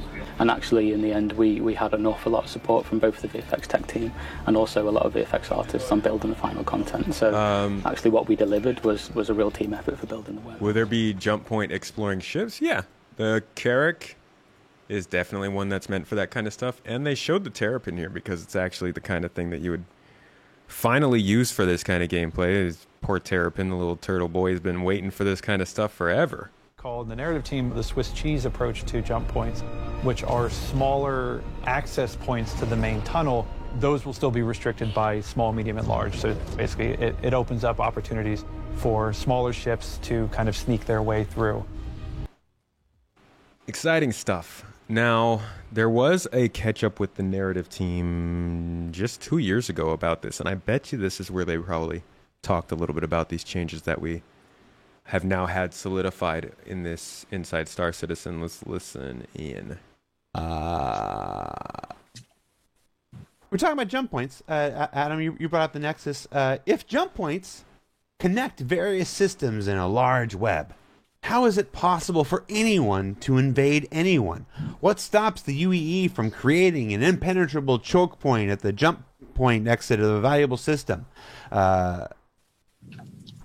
So we talked about this at a CitizenCon, forget exactly the year, but internally we kind of call it the Swiss cheese method. But there it is. It's the Swiss. The cheese has been around for years. The idea is that there is these main, very stable jump points are usually initially what's found to connect systems, and those are what get the infrastructure. But its space is not only inner space is not only connected at that one point, it's soft all over that area over a long distance. And so there are other more unstable jump connections that can be found. So of different Seriously, the narrative team knows what's up. This is 2 years ago. They were laying out what's in the ISC yesterday. Sizes and various qualities, so that it's kind of something that players will be able to do, and it's something that potentially NPCs will be able to do, is find new paths between systems that are not at that main stable jump point, that highway, like there's back roads basically. And then the other thing is that the exit point we've talked about a little bit is, I'm not sure, I'm going to stop there. But that gives us kind of the leeway to explain how there isn't just large cannons aimed at a point and the band will show up and get blown up instantly. It's not like those portals in Pacific Rim. That I watched that movie, and Gypsy Danger has a giant sword that can just cut through everything, and I'm like, why don't you just put like a sword cross above the permanently over the pit that all these monsters are coming out, and every time they come out, they just kill themselves on the sword. Why are you building giant robots? Just build 2 of those swords in a crisscross. There you go. And let them. Jared. Good call, Jared. It's because giant robots own. I know giant robots own, and I wish I liked that movie more than I did. I love that movie. No, believe me, the fault is in myself. Okay. I am disappointed in myself that I did not connect with that movie the way that I hoped. Because it has all the parts. It's an awesome movie. It should. Pacific. I hear the sequels were not very good, though.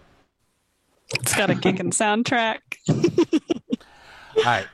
So we got time for 2 more questions. Any more jump point? Since Jared doesn't like Transformers, Rodimus Prime forever. What are you talking about? That the only jump point question? Sorry.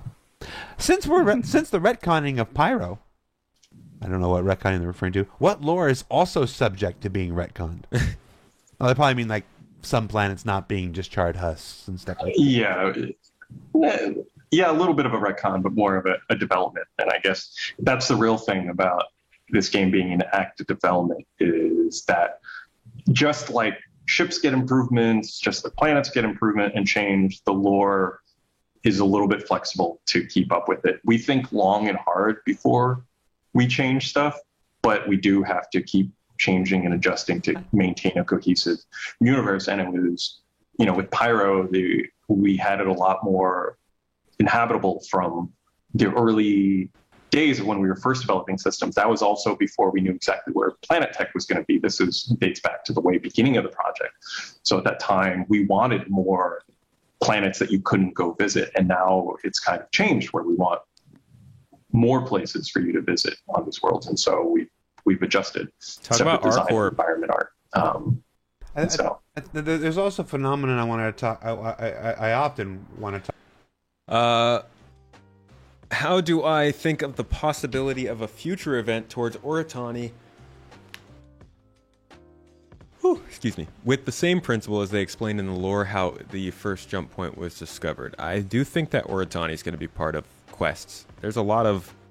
If you go and read the lore, there's a lot of opportunity for interesting quests and discoveries and exploration and stuff. And I mean, there's no end to the stuff they could do for exploration in this game. Doesn't matter if it's smaller than other games. Space is freaking huge. And there's a lot of stuff they could put in there. I think this idea of transient jump points is a good one. But I would like to hear a little bit more about how it works, because with the way that they made it sound here, it sounds like they are still connections to the tunnel that you would normally be going through.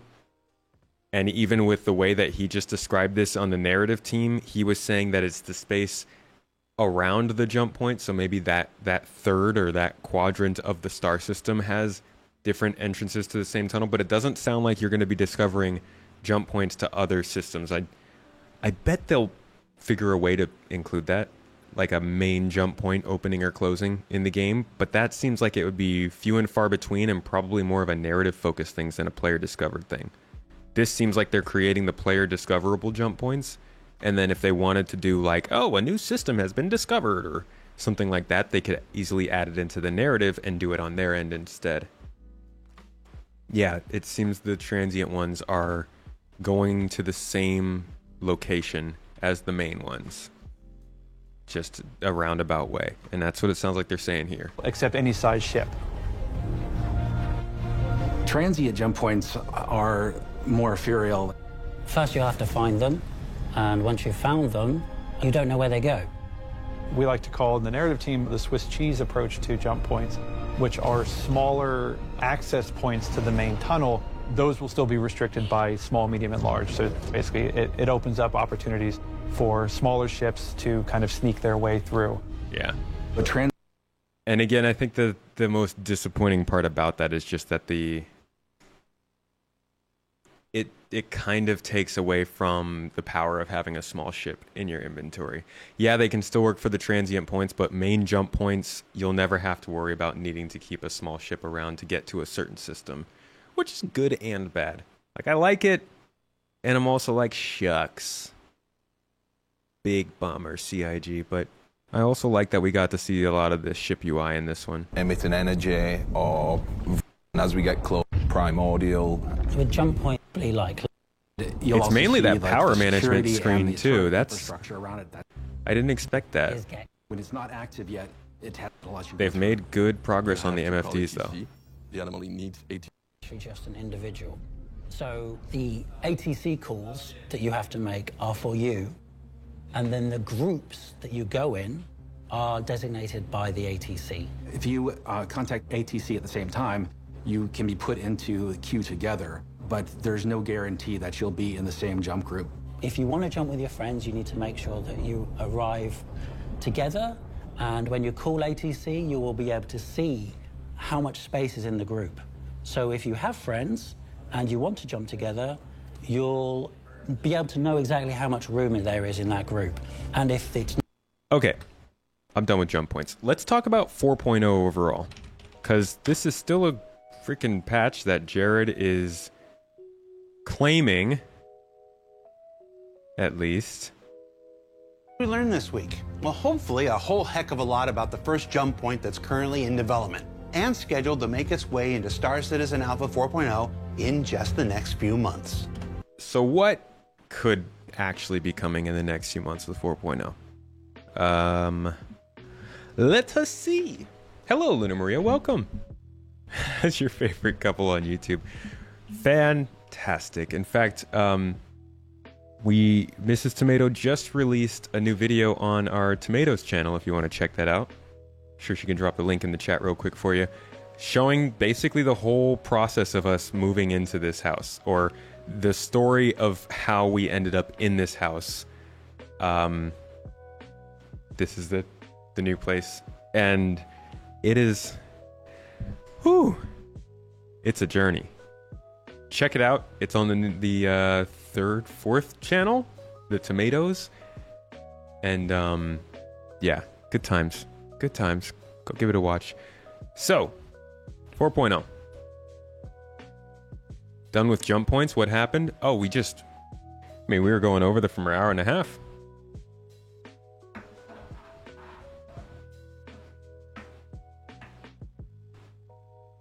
Your assumption is he means they're going to hold out for CitizenCon? Yeah, I mean, that makes sense. A few months.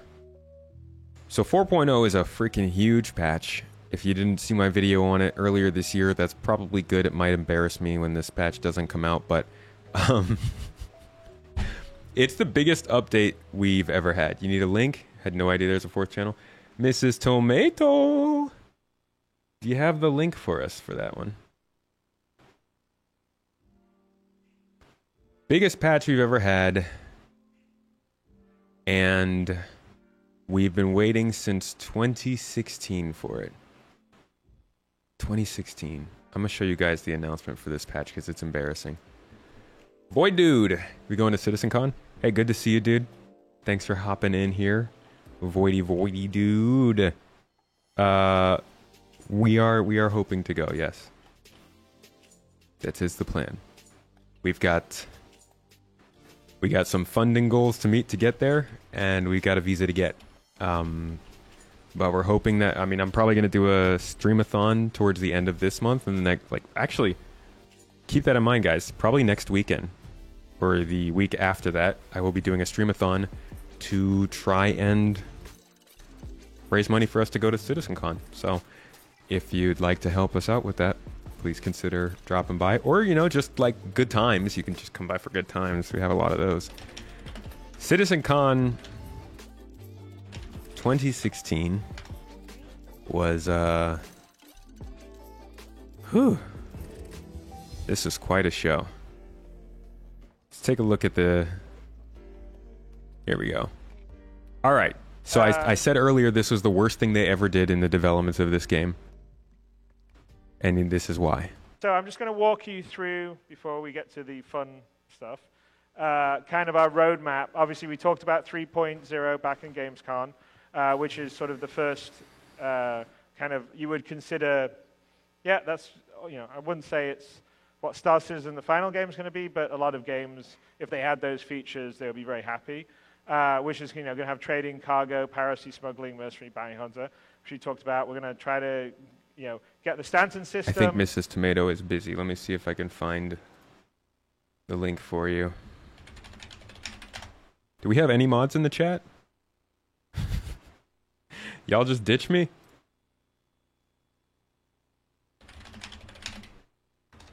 Currently hosting new mod tryouts. The tomatoes. Anansi, you're here. I see you. Did you get the link for that? How am I going to find this?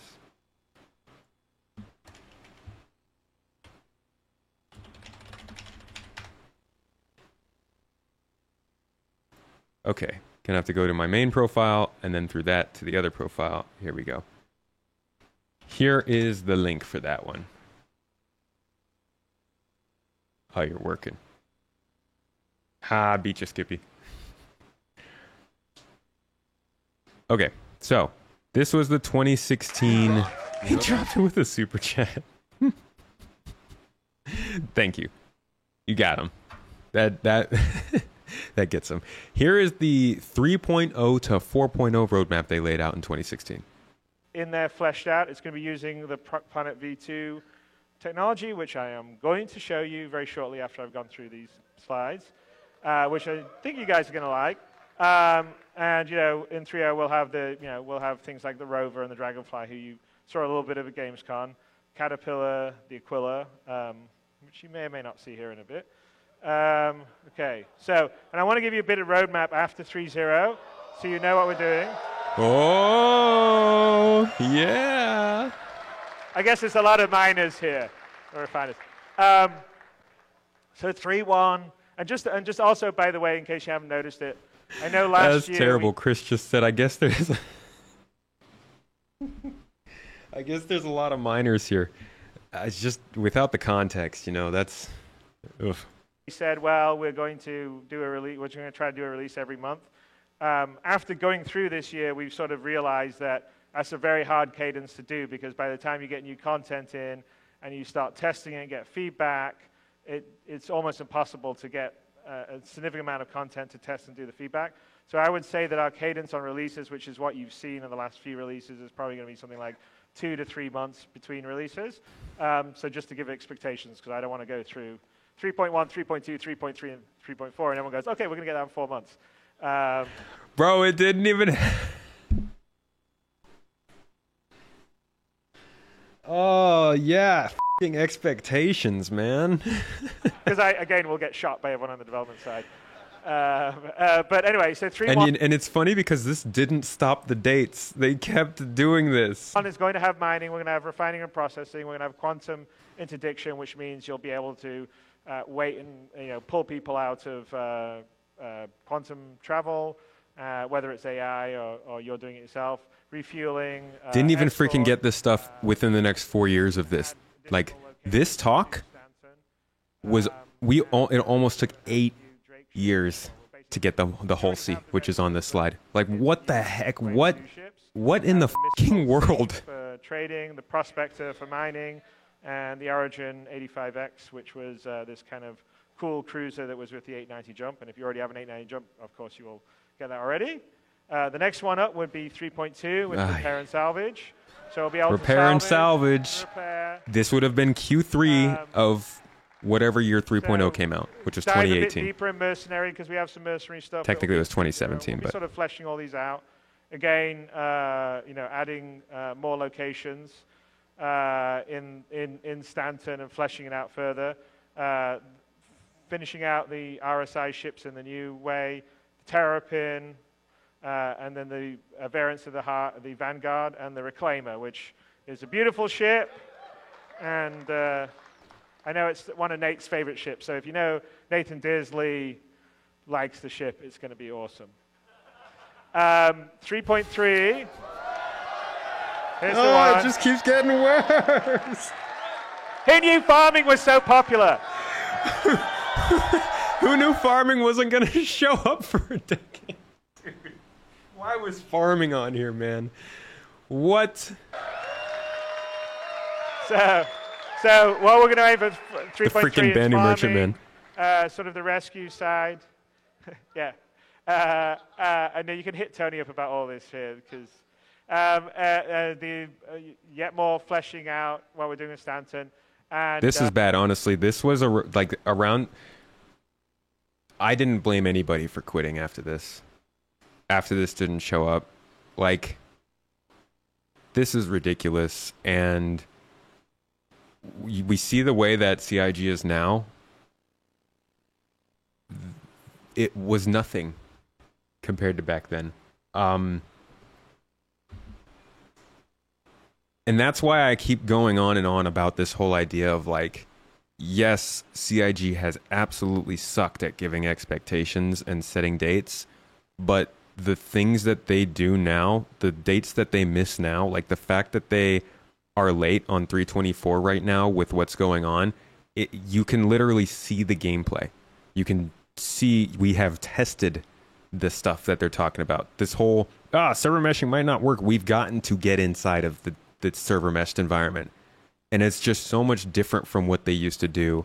Even in 2019, they were still passing things off as being close when we couldn't even look at them, Now when they talk about something being close, at the very least, there's proof. There's Inside Star Citizen Live, actual demos that players are playing. And, I think they still make mistakes. Never going to let them off the hook for that. They do make mistakes when it comes to expectations, but it's so much different than it was back then. It feels like they had less accountability at that time, and I think part of that is their the big private investment that was made into them for marketing. I think that kind of money helps to keep it a little bit more accountable. And, there's less talks like this, which is fantastic. And again, this is why people will look at what he said at last CitizenCon. Oh, yeah, we think we'll have all this for you in the next 12 months, possibly. And they laugh. They're like, there's no way. But then if you look at what's being said here, this is the same thing. This is in 2016, he sat here and he said, all of this will be delivered in 4 quarters. And there was nothing to prove it, right? But at CitizenCon last year, we saw every single developer get up there and demo the stuff they were talking about. So that's why a lot of the people who have been around here for a long time, when they saw that stuff, they were like, okay, this seems like it's possible. Maybe we can expect some of this. And it does seem like some of it's not going to quite make it in that 12 months, but a lot of it is. And that's because they actually had it working compared to, at this point, it was freaking slides with words on it that say Banu Merchantman and farming. I'm sorry. We're getting jump points. We'll get there. The 890 jump, right? And the Merchantman. So there you go. And by the way, they've delivered around 50% of what they said last year so far. 42 Team working on the Squadron 42 ships. They're going up. They're actually all rolling. So the way we're going to do it is that our biggest vehicle team is in Foundry 42, and right now most of them are working on the Squadron 42 ships because there's a lot of them. There's a lot of Vandal ships, a lot of UE big ships like the Bengal, the Idris, the Javelin. So they're all going to roll off onto sort of the big new ships, which are Carrack, Jump, Merchantman, the whole sea we had before. And the US vehicle teams are going to be focusing on sort of the more, the more something like a Buccaneer or the F8 or something like that. So anyway, and so that's what we're going to have with 3.3. Here we go. And then finally, 4.0. 4.0, baby, 2018. Let's go. So this is which will be that'll be the first time we'll go beyond Stanton to other star systems. I'm not going to say how many star systems yet. Just say one, man. We'll be able to build with our content pipeline, which we'll show you. Why you gotta tease? Just say one. Not going to release multiple star systems out of nowhere. A little bit up and coming here, which but we're very focused on. Have you seen some of the ATV? How to author star systems at the quality level that we like, with a sense of lore and art and character and history, but be able to do planets, because sometimes in FPS games people spend forever years just making the a small Crucible and Orion, 2x2 kilometer right? level, and obviously for us things that are in the PU from Sitcon or from Squadron 42, that doesn't we need to be, cancel out the fact that they got them in. The reputation so, stuff, but I don't think is though. 4.0 is when you will be able to jump to other star systems. Exploration and discovery will be sort of highlight there for obvious reasons. Science and research. No. See, there are no obvious reasons there, dude. What do you mean? Exploration and discovery will be, just play the game. The RSI Orion and the Crucible will be two of the big ships that we will be doing there. So that's the roadmap for Star Citizen. So, and our goal is this is the roadmap going forward in, over next year. See, that's not even like that would have meant 2017. We didn't even get 3.0 over the next year. That's why they were on around the verse, like actually presenting themselves, because it was like, you need to freaking fix this. Game. Please don't hold me to dates, because everyone goes, why did you say that, Chris? I'm like, oh. Anyway. Always just going to come back to that line. Why did you say that, Chris? So that's the original 4.0 introduction. 2016 CitizenCon. It has been about 8 years since this. That's how long we've been waiting. So you look at this list, and that's why, a little loss of breath, couple blackouts, and some post-traumatic stress disorder from thinking about this. What's in the patch, though? Pyro, of course, with the jump gates. We went over this in a lot of detail a couple weeks ago. It's a deep dive on the second channel if you want to check that out. Actually, you know what? Going through this in detail, we got the first planet, the second planet, the third planet, the fourth planet, the fifth planet, the sixth planet, but only one of the moons on Pyro 5? I don't know. Pyro 5 is the only one with moons, I believe, in this system.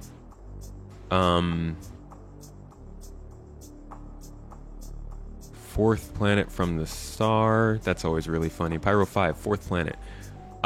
Yeah, but I'm wondering if that means that we're only going to get the one moon, because I'm pretty sure Pyro 5 has a few moons, unless maybe they removed that and made it just one moon now.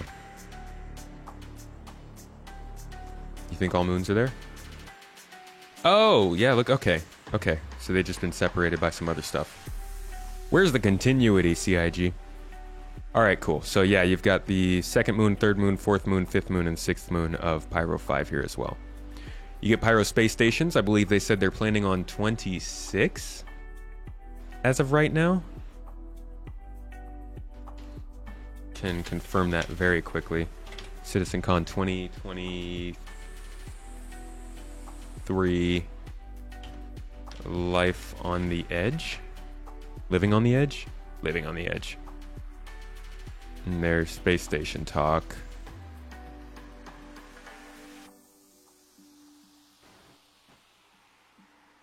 Here we go.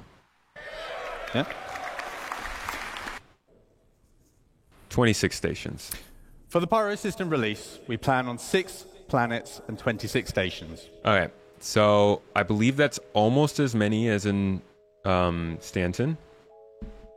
but they are, so a lot of them are abandoned, so they're technically not space stations, they're just broken buildings in space.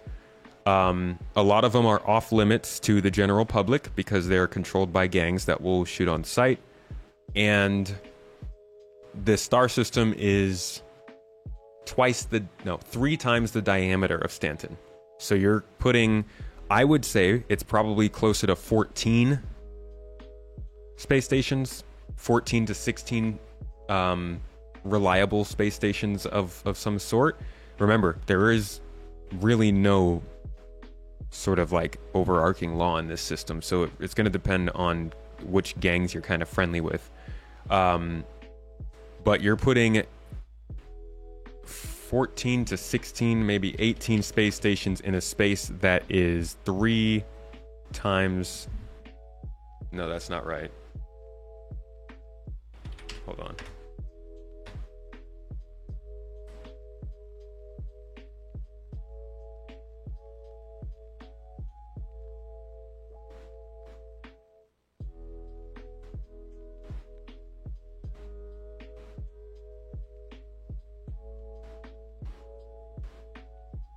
I'm not trying to dumb myself, so I'm double checking my math real quick. Very engineer of me. That's what I thought. Yeah. So the Stanton system would be 9 times the space as the Pyro system would be 9 times the space as in the Stanton system with less space stations. So you're not necessarily looking at a space that's going to be more crowded than Stanton. It's just that it's bigger. Like, look at how far out here these jump points are. Look how big this system is. I don't know if they have it updated on here. 13 AU compared to the 5 of Stanton. So it's a different equation, and nobody really knows how it's going to feel, but they seem to believe that that's what the balance is calling for. Some don't have much, and you might only have access to 1/3 of them, depending on your rep. Yeah. It's a lot of freaking travel time. So 26 space stations, along with a few that are, the Ruin Station in particular is a landing zone, so it'll be more like a city. We've got the outposts coming in, which, you know, they have shown us are quite an expansion from the outposts we have now. We've gotten to see some good looks at how these look in the game.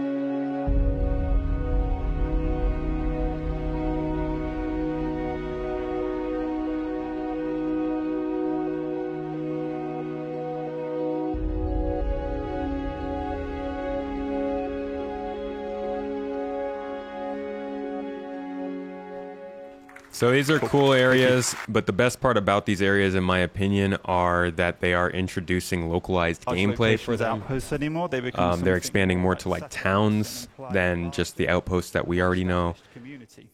So this is a good now, improvement. As a player, it will mean a lot more to explore and do at any single individual location with a localized and personal feeling mission types that might see you moving around a single settlement to complete objectives, or doing short hop missions between clusters of settlements on a single planet. So you might head up to a ridge to repair some wind turbines.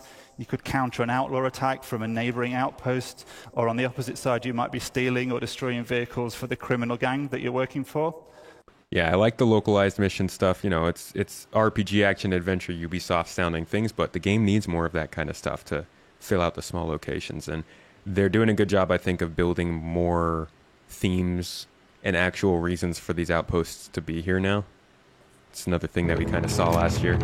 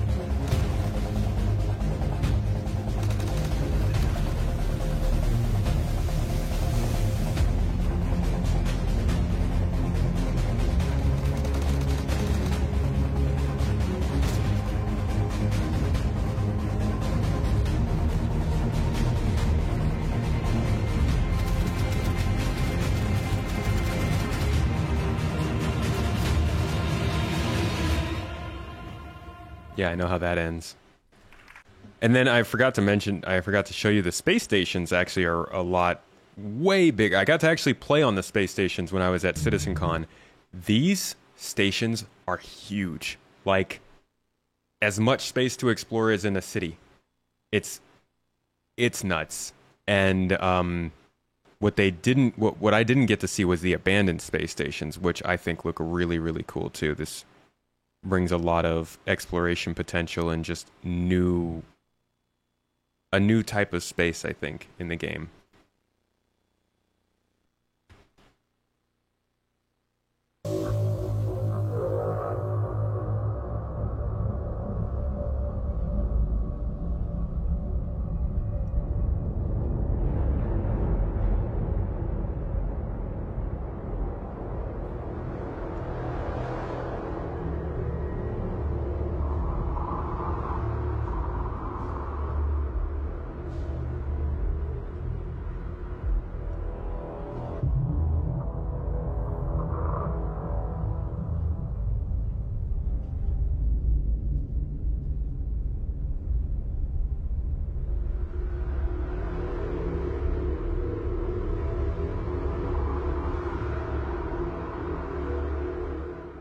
Don't know how much they're really going to build into that, though. The terminology they use when they're advertising this stuff is a little nebulous, so we'll see.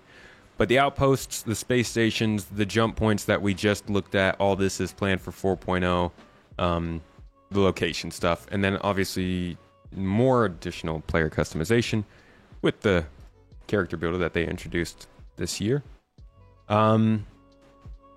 Besides all these, we've got the Space Cow.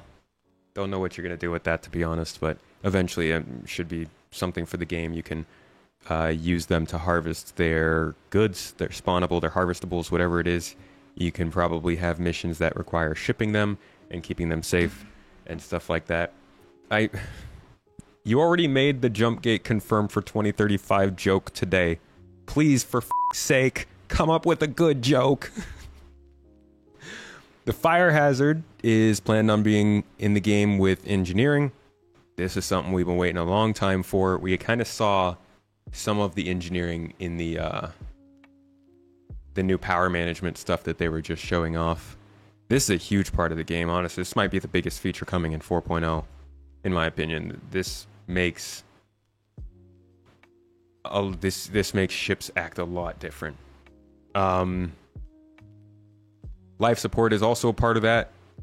This will be interesting because this means that you're not going to be able to put 20 or 20 people on your Cutlass Black. Not that anybody ever does that, but this will start to limit the amount of people who can be on board a ship because you only have a certain amount of oxygen that you can create. The life support system will have consumables that you can either craft or buy. Not craft right now. We'll have to wait for that, but in the future you can craft or buy. That keeps your ship operational. And it gives you temperature control. Or you can vent the gas to stop fires if you want. Just different kinds of stuff. Engineering over static server meshing. All right. Server meshing being a feature, then yes, I would say that that's the most important. But as far as gameplay features go, engineering feels like the top to me. Solar burst is an environmental effect, really, in Pyro. This is just like sun flares that come from the star and disrupt you. Yay. The Zeus is a ship that people love and really want to see come in to make my Crusader spirit feel worse about itself. We'll see how that lands. MFD rework, something we were seeing actually in this Inside Star Citizen this week. Good to see that they're making good progress on there. Usually when we start seeing UI in Inside Star Citizen without it being the focus of Inside Star Citizen, it means that it's in like the main dev branch, I think. So that could mean that that's something that they've got pretty much working across the company. And I guess, I mean, it is on the roadmap, so it would make sense if it was getting ready. Multi-tool updates. They are polishing the multi-tool to probably make it work more like whatever is in Squadron 42. Gives us the ability to repair, cut. Oh yeah, it literally says in line with Squadron 42. I think it'll start running on batteries because now they're also introducing charge and drain. This is the idea of batteries. Everything in the game will run on power. If something is powered, it will have an actual power source. So like all of these outposts that we're seeing here, these are all going to have actual power sources. These windmills, these antennas, you can even in some of these shots see the power lines in the background. These aren't just for decoration. These are literally going to be powered, and you can actually go back to Star Citizen sneak peek. The recent one.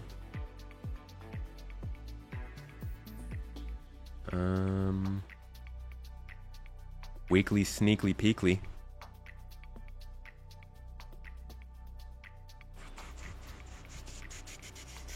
I don't even see it popping up, man. What the heck?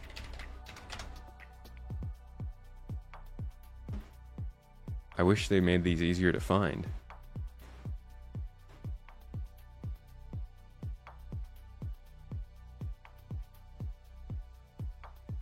Hold on, I'm guessing it was posted in my Discord server.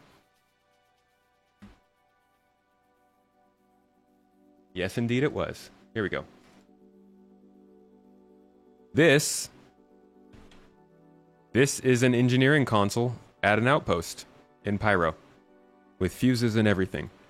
So we've been saying it, but if you didn't believe it, now you can see the engineering system is not just for ships, it is for all locations in the game, and the ability to charge and drain is dependent on batteries, which will take the place of a power source, but you'd have to bring yourself or plug in yourself. So now with charge and drain, they're going to start to introduce this idea and allow for distortion damage to also remove power from things. It's a big update. This is a lot of very important game systems coming in here. Fire extinguishers also coming with the fire hazard. Transit system and mission system refactor are supposed to go in line with server meshing. And that's hats off to that, because we know that they specifically not redone the transit system or the mission system, which I think the transit system includes elevators. Yeah, trams and elevators, right? I've had a lot of problems with those. This is the stuff that they've held off on fixing. All these glitches we talk about. Why don't they fix them? Why don't they do this? Why don't they do that? It's because they've been waiting for this. They've been waiting for server meshing to come in so that they could put the actual systems they want in there. And I don't know if it's going to fix all the problems. Hell, it probably won't. This is Star Citizen. But at least finally we're going to get an actual rework of some of the most painful systems in the game. The mission system that sometimes just doesn't complete missions or tell you about missions, and the transit system that can literally just f you off into the other side of the star system for no reason. So some big fixes, some big changes coming with 4.0. And with this jump point inside Star Citizen, this is probably the first of several that they will focus on 4.0 for. So if you're looking for more information on this upcoming patch, I would just tune into Inside Star Citizen over the next couple months. They're going to be starting to talk about these features that we're looking at and giving us some more detail and telling you all the things that I can't, because I don't know what the heck they're doing with a lot of it. So I hope you enjoyed that little review and overall this look at jump points and what's going on with Star Citizen. Kind of in line with what they talked about, but you think engineering and locations is going to help make combat not a goal, a consequence or method, not a goal in missions. Yeah, I'm going to enjoy more maintenance missions for sure. Power sauces. Never thought that life support could help control populations within ships. Yeah. That'll be an interesting side effect of it for sure. Maybe you can still make the train do 360 flips, but you're going to have to try harder now. Why won't they fix the bugs? Ask them, we don't know. Yeah, the dilemma of dumping all the oxygen in order to clear out the fires or just let it burn. But even if you let the fire burn, then it's going to burn out all your oxygen anyways, because the fire does consume oxygen. So you're screwed either way if you don't have a fire extinguisher. Good luck. Best of luck to you. Odds on 4.0 this year? Hey, they seem pretty confident about it. I think it's still high odds, We certainly haven't gotten the chance to see much stuff yet in terms of 4.0, but it all really depends on server meshing. If they can get 4.0 done with server meshing, they will then drop whatever features they need to from this list to let it get pushed this year. So like if charge and drain is holding them back, they'll drop it. Life support, engineering, drop it. Multi-tool updates, drop it. But as long as server meshing works and they can get that into 4.0, I think that they will I think that that's going to be really the most important part. Server meshing and Pyro. That's what we can expect. The video says family home, so family incoming. We've got family. Me and Mrs. T. The Tomato family. I almost just said my last name. TechTaz, love your video. You do great work. Would love to see a summary of the 20 coolest, most impressive things about Star Citizen so you can show your friends that you're trying to convince to play this game eventually. I'd hold off on trying to convince them right now, but you did say eventually. Once 4.0 comes out, I'm going to have both a new player guide, and I'm probably going to do something that focuses a bit on the highlights of the game. I don't know about the 20 coolest things, but definitely I want to do a video that shows the scale of Star Citizen from like, you know, messing around with components with your friend on your little spaceship on the side of a moon to jumping to a new star system with a fleet of your friends. I think it's a lot of potential for a video like that, but that'll take a while. Once they get over the hill of server meshing, you think everything else will also start falling into place. Server meshing in Squadron 42. Knock those out for us, please. And then let's see what happens. Ethnification, good to see you, man. I'm just finishing up. Thank you for dropping by, though. Will exploration come with 4.0? Depends on what you mean by exploration. I think we will be able to find things in 4.0.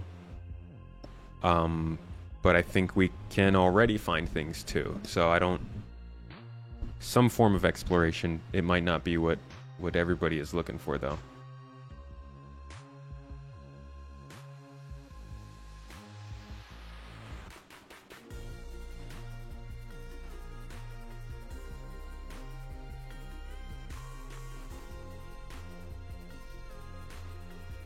You think a lot of these changes will force most players to work together, but a lot of players are built on self-reliance and trying to be top-tier badass, but this game raises the bar on what is badass, and that upsets players.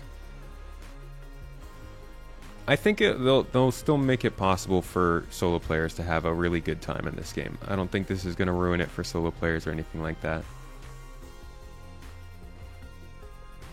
Difficult to try and explain what Star Citizen is and what sort of scale it is trying to achieve to someone who doesn't know. That's true. Agree with you there. I have a few videos about that. I actually have a playlist on my YouTube channel called What is Star Citizen?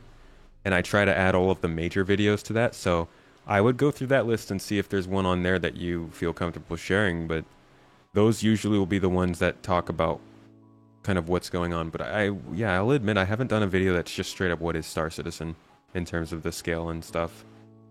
It's hard to do a video about that without getting into what's coming next.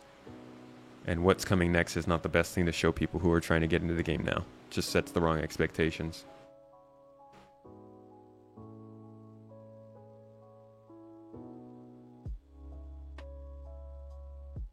Anyways, folks,